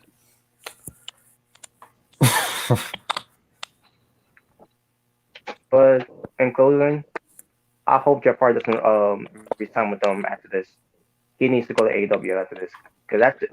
I'm pretty sure he co-signed this and all that. He probably was fine with that, because if I just fuck it, I'll just do this and everything, and then until my contract is up, I'm pretty sure that's what he's waiting for, his contract to be up, and then he could probably leave. So that's my take on that. Fuck WWE. Yeah, fuck the E. It's not for me. Or us. Nope. And that way, before we move on, the whole thing with Jeff Hardy versus Daniel Bryan, that would have been an interesting match to see too. But they decided to do the storyline. And now with Bryan advancing, because he beat someone who ends up being in the match, just like Jeff Hardy's place, and then AJ Styles ends up being, Well, he didn't beat Elias. I can't remember what happened. We're changed to reading about it. But now it's gonna be Styles versus Bryan on the next SmackDown show. To see who's gonna become the current champion. Instead of saving it for Backlash because they didn't want that match to overshadow the greatest match ever. That's gonna suck. Anyway. Exactly. Because they know Styles and Bryan will have a great match on that show than Edge and Orton. Yeah, let's not have two guys in their prime that could still go have a good match. No, let's have Edge and Orton. Edge, who's way out of his prime at this fucking point, he can't fucking wrestle at this point. Fuck Edge. No, that's rude. No, at that point you're just being a Malcolm fan. How dare you say fuck Adam? How dare you? Yeah, you think you know him? You don't know him. Exactly. Edge, Well, he is Hogan. Edge is the best he's ever been. Well, he is If Hogan. you want to go back to that fucking rated R dad bod superstar, go back to him. Well, he is he's the kind of Hogan, so. Shit, at least he could still go at that time. But I'm not gonna lie, dude. Yeah, this new Edge it's kind of like a. I know people could disagree, but it's like it doesn't have that feel anymore. It just doesn't. it was disappointing. It was our opinion that for Edge to go on record and criticize people for criticizing his match, we could have said worse. It's like, so what? People didn't like your match. Get over it. There's tons of wrestlers that have had matches people didn't like. They didn't cry about it like that. Yeah, but he wasn't that type of person to be mean to his fans. He just called those fans malcontents. No, let's call people with different opinions. Yeah. You're not allowed to do it, but you're supposed to like my match because it's in the WWE.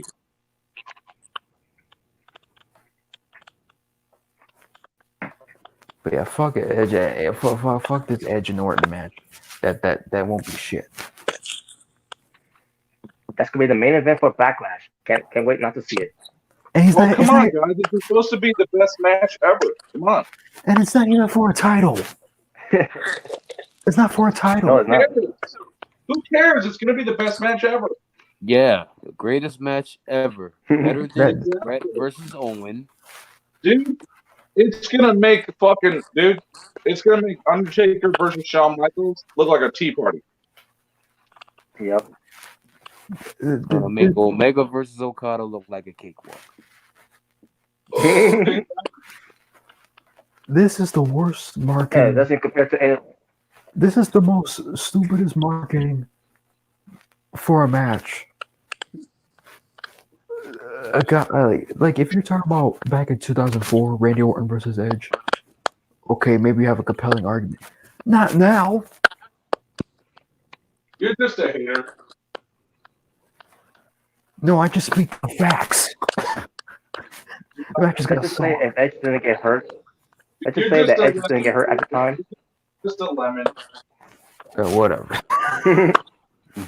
Let's just say if Edge didn't get hurt at that time when Randy Orton was getting hot, Edge and Orton, they probably would have had a great match.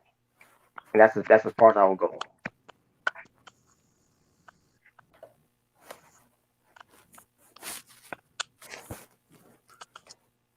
All right. All right. So main events. Lance Archer. Yeah, I'm gonna step away for a second. But you can go ahead. Okay. So yeah, Lance Archer, and I can't remember how long this was back. I guess like 2 weeks ago, I guess. We tried to have this discussion before previous time shows. But here we go. Lance Archer was on Focus Jericho. And Lance Archer is before the pay-per-view of Double or Nothing. It was basically days before Double or Nothing. So Lance Archer, So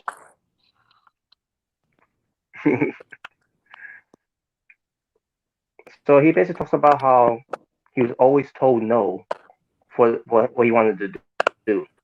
When he first started, when he started. I think he was talking about when it comes to him being in TNA and also when it comes to him in WWE because he was in WWE for 2 years.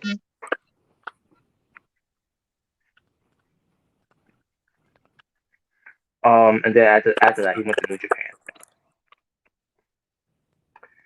where he met he talked about his relationship with Michael Hayes. When Michael Hayes liked him because of his look, of his long hair, his beard, and also in Mr. McMahon and John Laurinaitis, they wanted to cut his hair. Not only to cut his hair, but also get to have a nice shape. Basically, the beard that he had, it was trimmed down. I remember this clearly. My first when he was called Vance Archer at the time. He was in WWE, where he's part of the ECW New Breed brand. That bootleg ECW WWE that they did. I remember that. Yeah, and I remember seeing him like, oh my god, he looks different. At first I recognized him. At first, and I realized, oh man, he was Lance Point from TNA. I was like wondering what happened with him. I don't recall if he was let go at the time.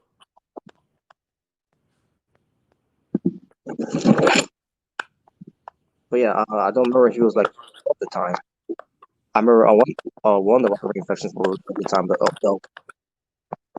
but yeah, Vance Archer was his name in WWE. And I'm like, okay, we're gonna see where what they're gonna do. So he talks about he's been on TV for 1 year, where it seems to be on the ECW. Then he talks about he spent another year with WWE, where it seems to him going to but before it was NXT, it was Florida Championship Wrestling.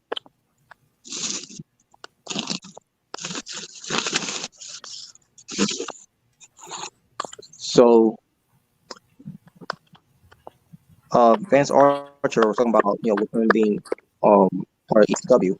He didn't really do much. I mean, he wrestled obviously, but didn't really do much when he teamed up with Hawkins afterwards. And he talks about how NXT is was when they first started doing it, after ECW was done, the whole name the name ECW was done, when they did NXT, this man's NXT, there's a difference on that when it tends to Vince McMahon's NXT to Triple H's NXT. Where Vince McMahon's NXT was basically a game show, and then you get a little bit of wrestling. who gives a shit?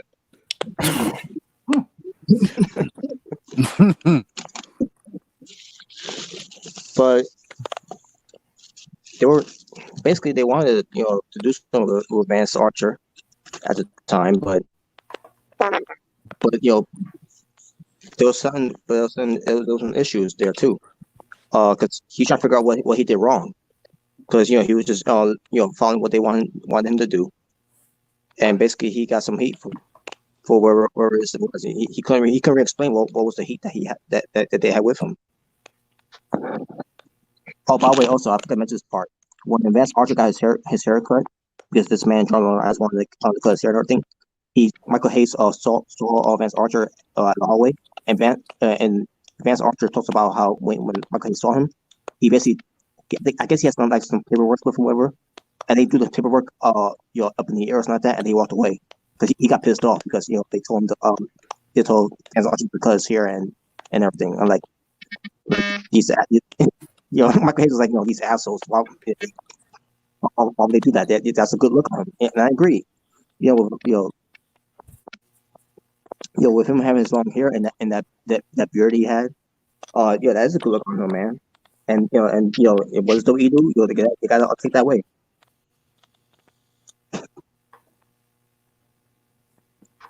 So Yeah, but I don't remember much about Kurt Hawkins and Vance Archer as a team at the time.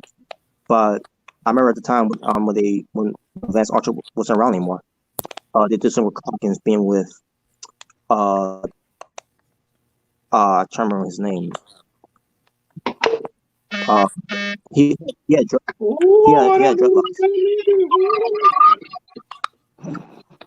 What was that? He had dreadlocks. Can't remember his name. I think it was Tyler Rex. Yeah, Tyler Rex. I remember him. Yeah, and he was good too. But you don't know about him. Cena. Where's my Undertaker? Oh no! Oh! Undertaker! Oh! Undertaker! Oh my God! Catering! Oh!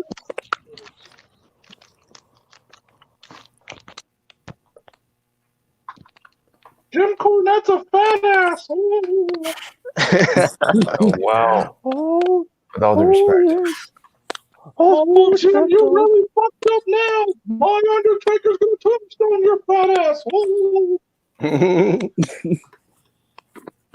Oh yeah, with the toast record.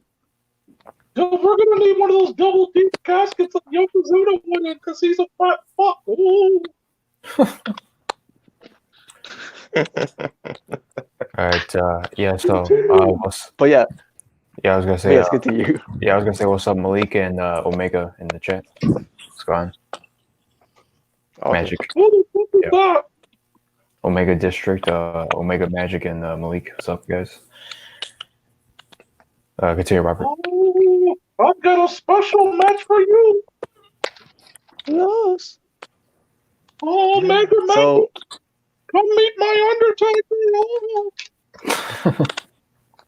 I'll take a show you what magic is all about. Yes, dark magic. Oh, you don't even sound like me, you bitch. This is Paul Bearer of fucking Mickey Mouse. That's what he sounds like. He sounds like Mickey the fuck Mouse.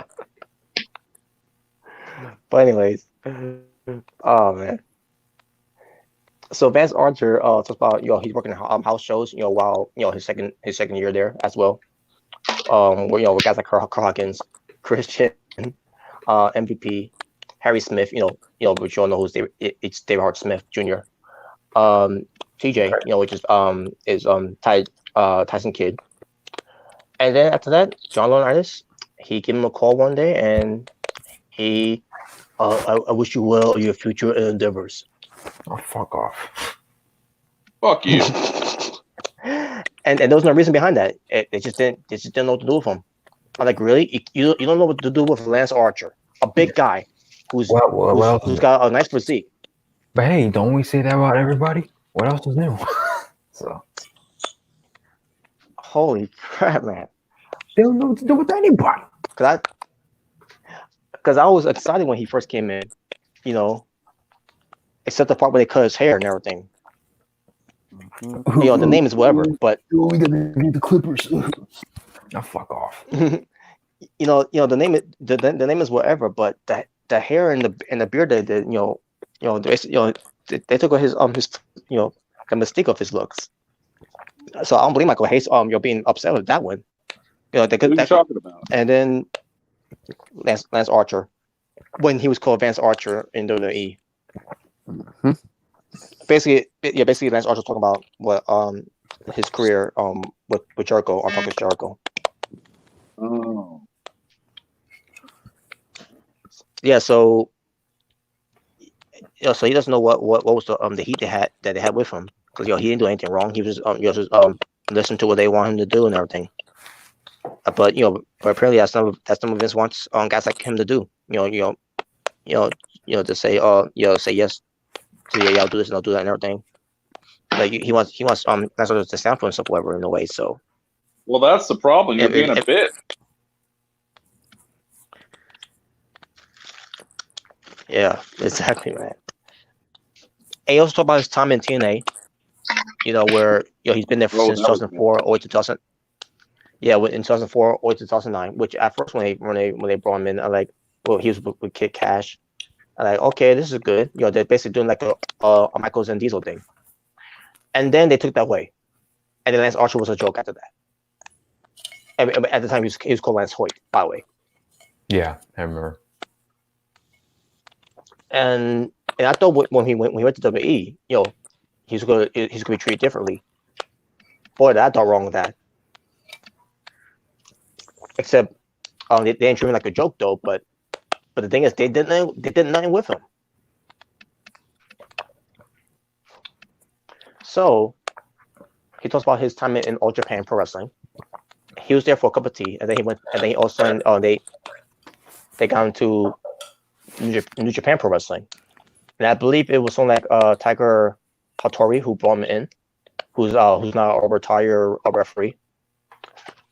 And then he talks about Hiroshi Tanahashi. Talks about the G1 Climax, where it pertains how great that tournament is, which is true. It's one of the best tournaments that New Japan could ever do. It's just and then he talks about how what pertains to his character when where pertains to can I do this and everything, can't be like this, and then he's like, go right ahead, because the thing with him, when he was in TNA and WWE, he was always told, no, you can't do that. Yeah, because he sucks. No, maybe at the time he was probably a little green, but he got better when he went to New Japan.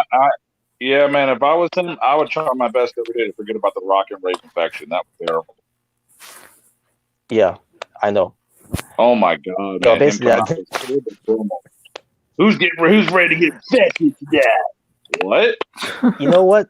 That was kind of the I know Christian Hemme is a woman, but that was more of a 3MB gimmick than before 3MB was the thing in WWE. Dude, that was the only thing I liked about the group was sexy ass Christy Hemme is a rock chick. That was all I liked. Mm-hmm. Oh man. So basically, they want him to be more strong. New Japan. New Japan saying this to Lance Archer of what he did over there. They want him to be more strong and to be more of a monster, and that's what he did. He continued to do that, and he did something different there too. Because he doesn't have to tell them anything what he wants to do, because he's always going to get a yes for it.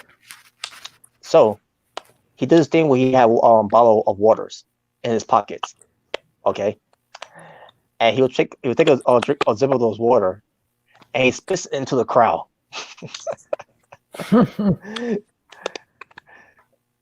And he does that constantly, and then he talks about how he beats up the young lion.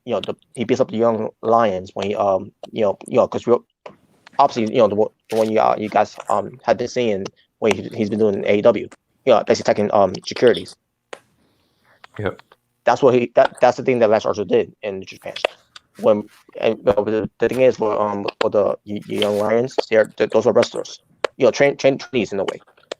And Lance Archer, every time he goes down there, because his thing is everybody dies, and that's exactly what happens to the young lions. They get killed every time. Lance Archer goes right into them.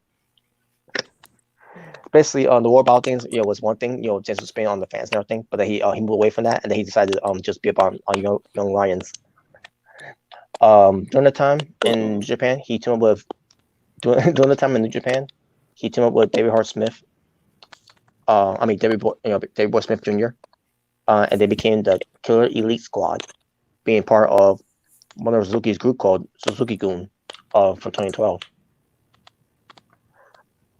And from there, Lance Archer had a back injury. He had to get surgery for it, and just left David Boy Smith Jr.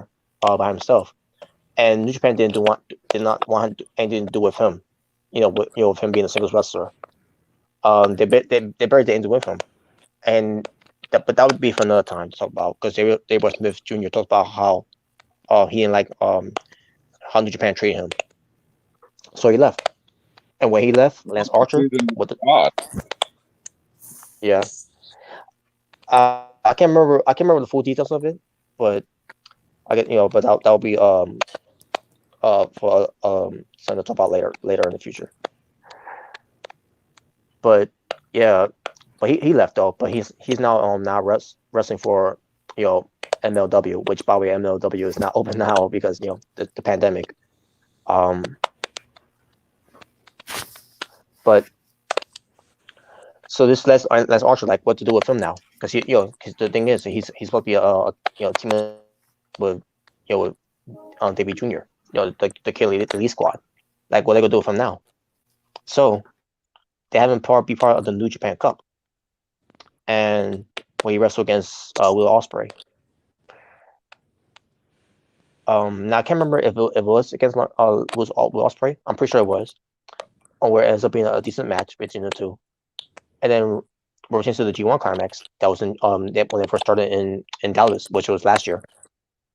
Rocky Romero let Lance Archer know that he's gonna be part of the G1 climax, and that's when Lance Archer had that match against Will Ospreay, and that match was great. He talks about he talks about John Moxley, about how he had a great match with him from Wrestle Kingdom. He talks about his match with Juice Robinson, who is having a good match with him too. And he talks a little bit more about the Wrestle Kingdom 14, where it pertains to the Texas Death match that he had with John Moxley for the U.S. title. He had fun having that match, because it was basically no rules and everything. He talks about where it pertains to AEW, because obviously he's in AEW now, where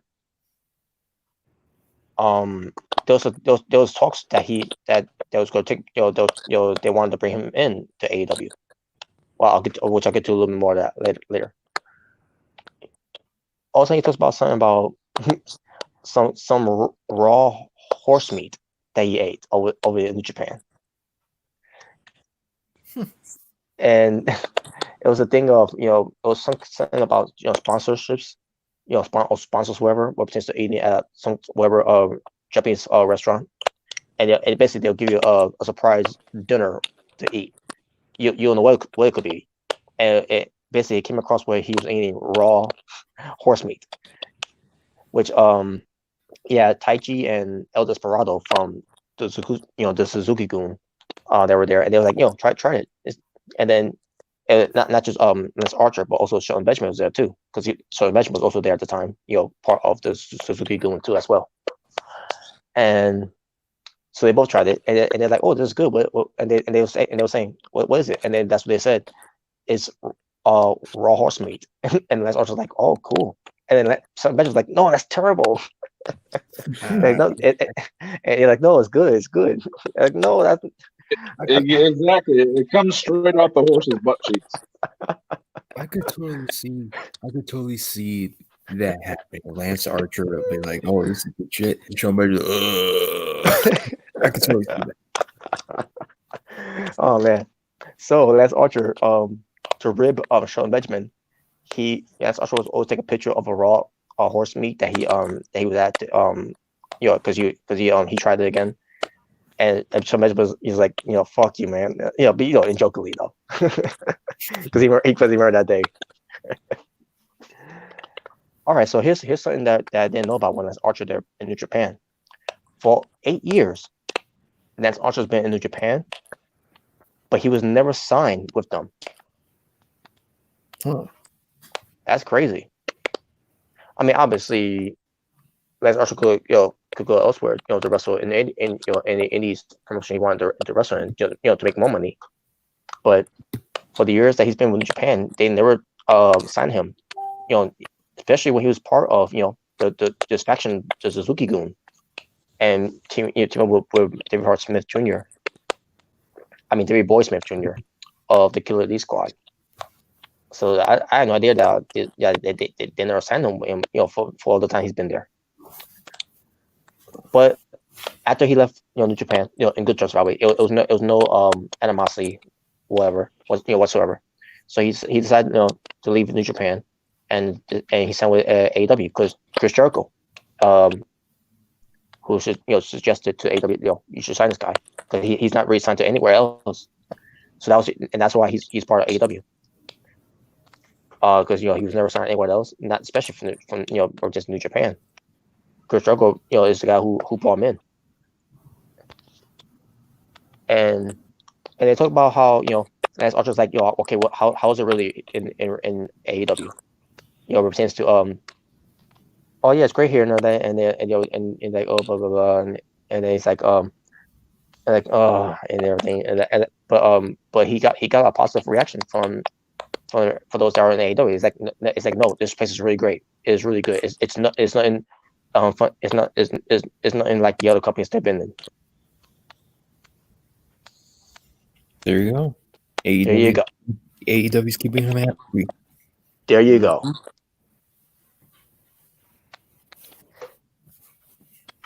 So that's good to hear. He talks about where he's been paired with Jake Roberts, which he thought is great. But he's flattering and everything, but because Jake Roberts is a legend and everything, but he's also like I could learn. He goes to learn a lot from Jake Roberts too. Which is true, obviously. Jake Roberts is a freaking genius in the business, not just related to wrestling, but also pertains to character persona, promos, and the delivery and everything. Roberts is he got the full package of that. Then we get to the part where he talks about what's the Murder Hawk monster? Because Jericho asked, what's the Murder Hawk monster? And so Lance Archer said, the Murder Hawk monster is a monster who has a mohawk hairstyle, able to murder people. Oh God, that's so stupid. But the way it was explained to, I don't remember the full details of it, because it was about a few years ago. But the way it was described, it was kind of funny and interesting too. So he talks about his hair, about because Jericho asked him a question: Is your hair that long really? Because I remember seeing his hair go straight down to his butt. And I'm not kidding you. His how long his hair was, or if I see him when he's part with with David Boy Smith Jr. His hair was literally up to his butt. It was that long.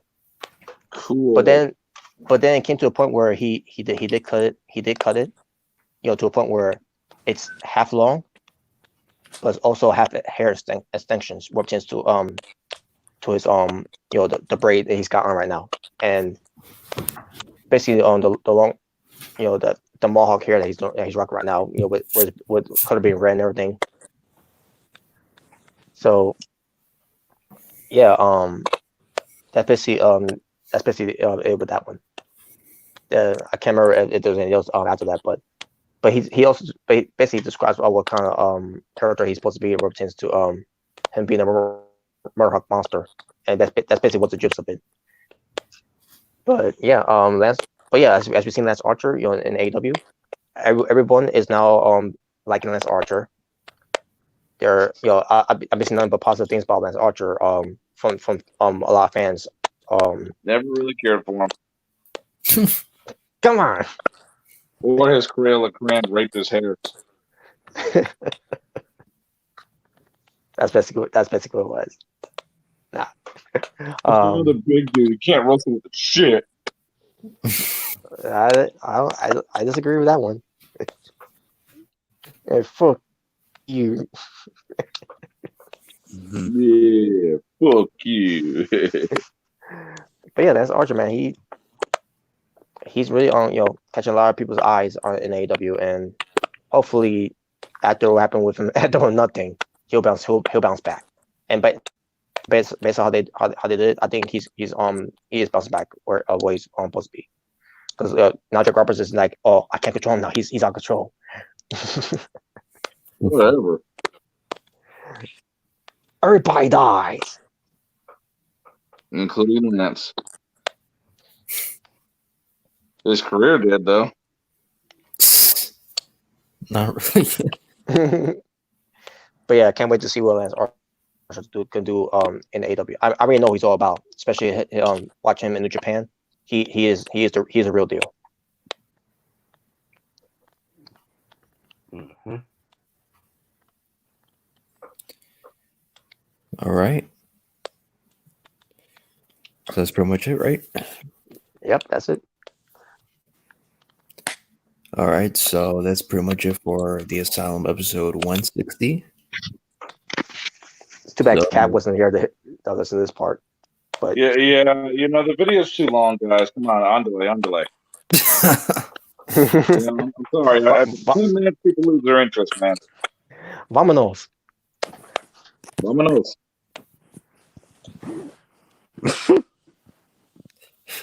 So we got done with day 2, or should I say day 2?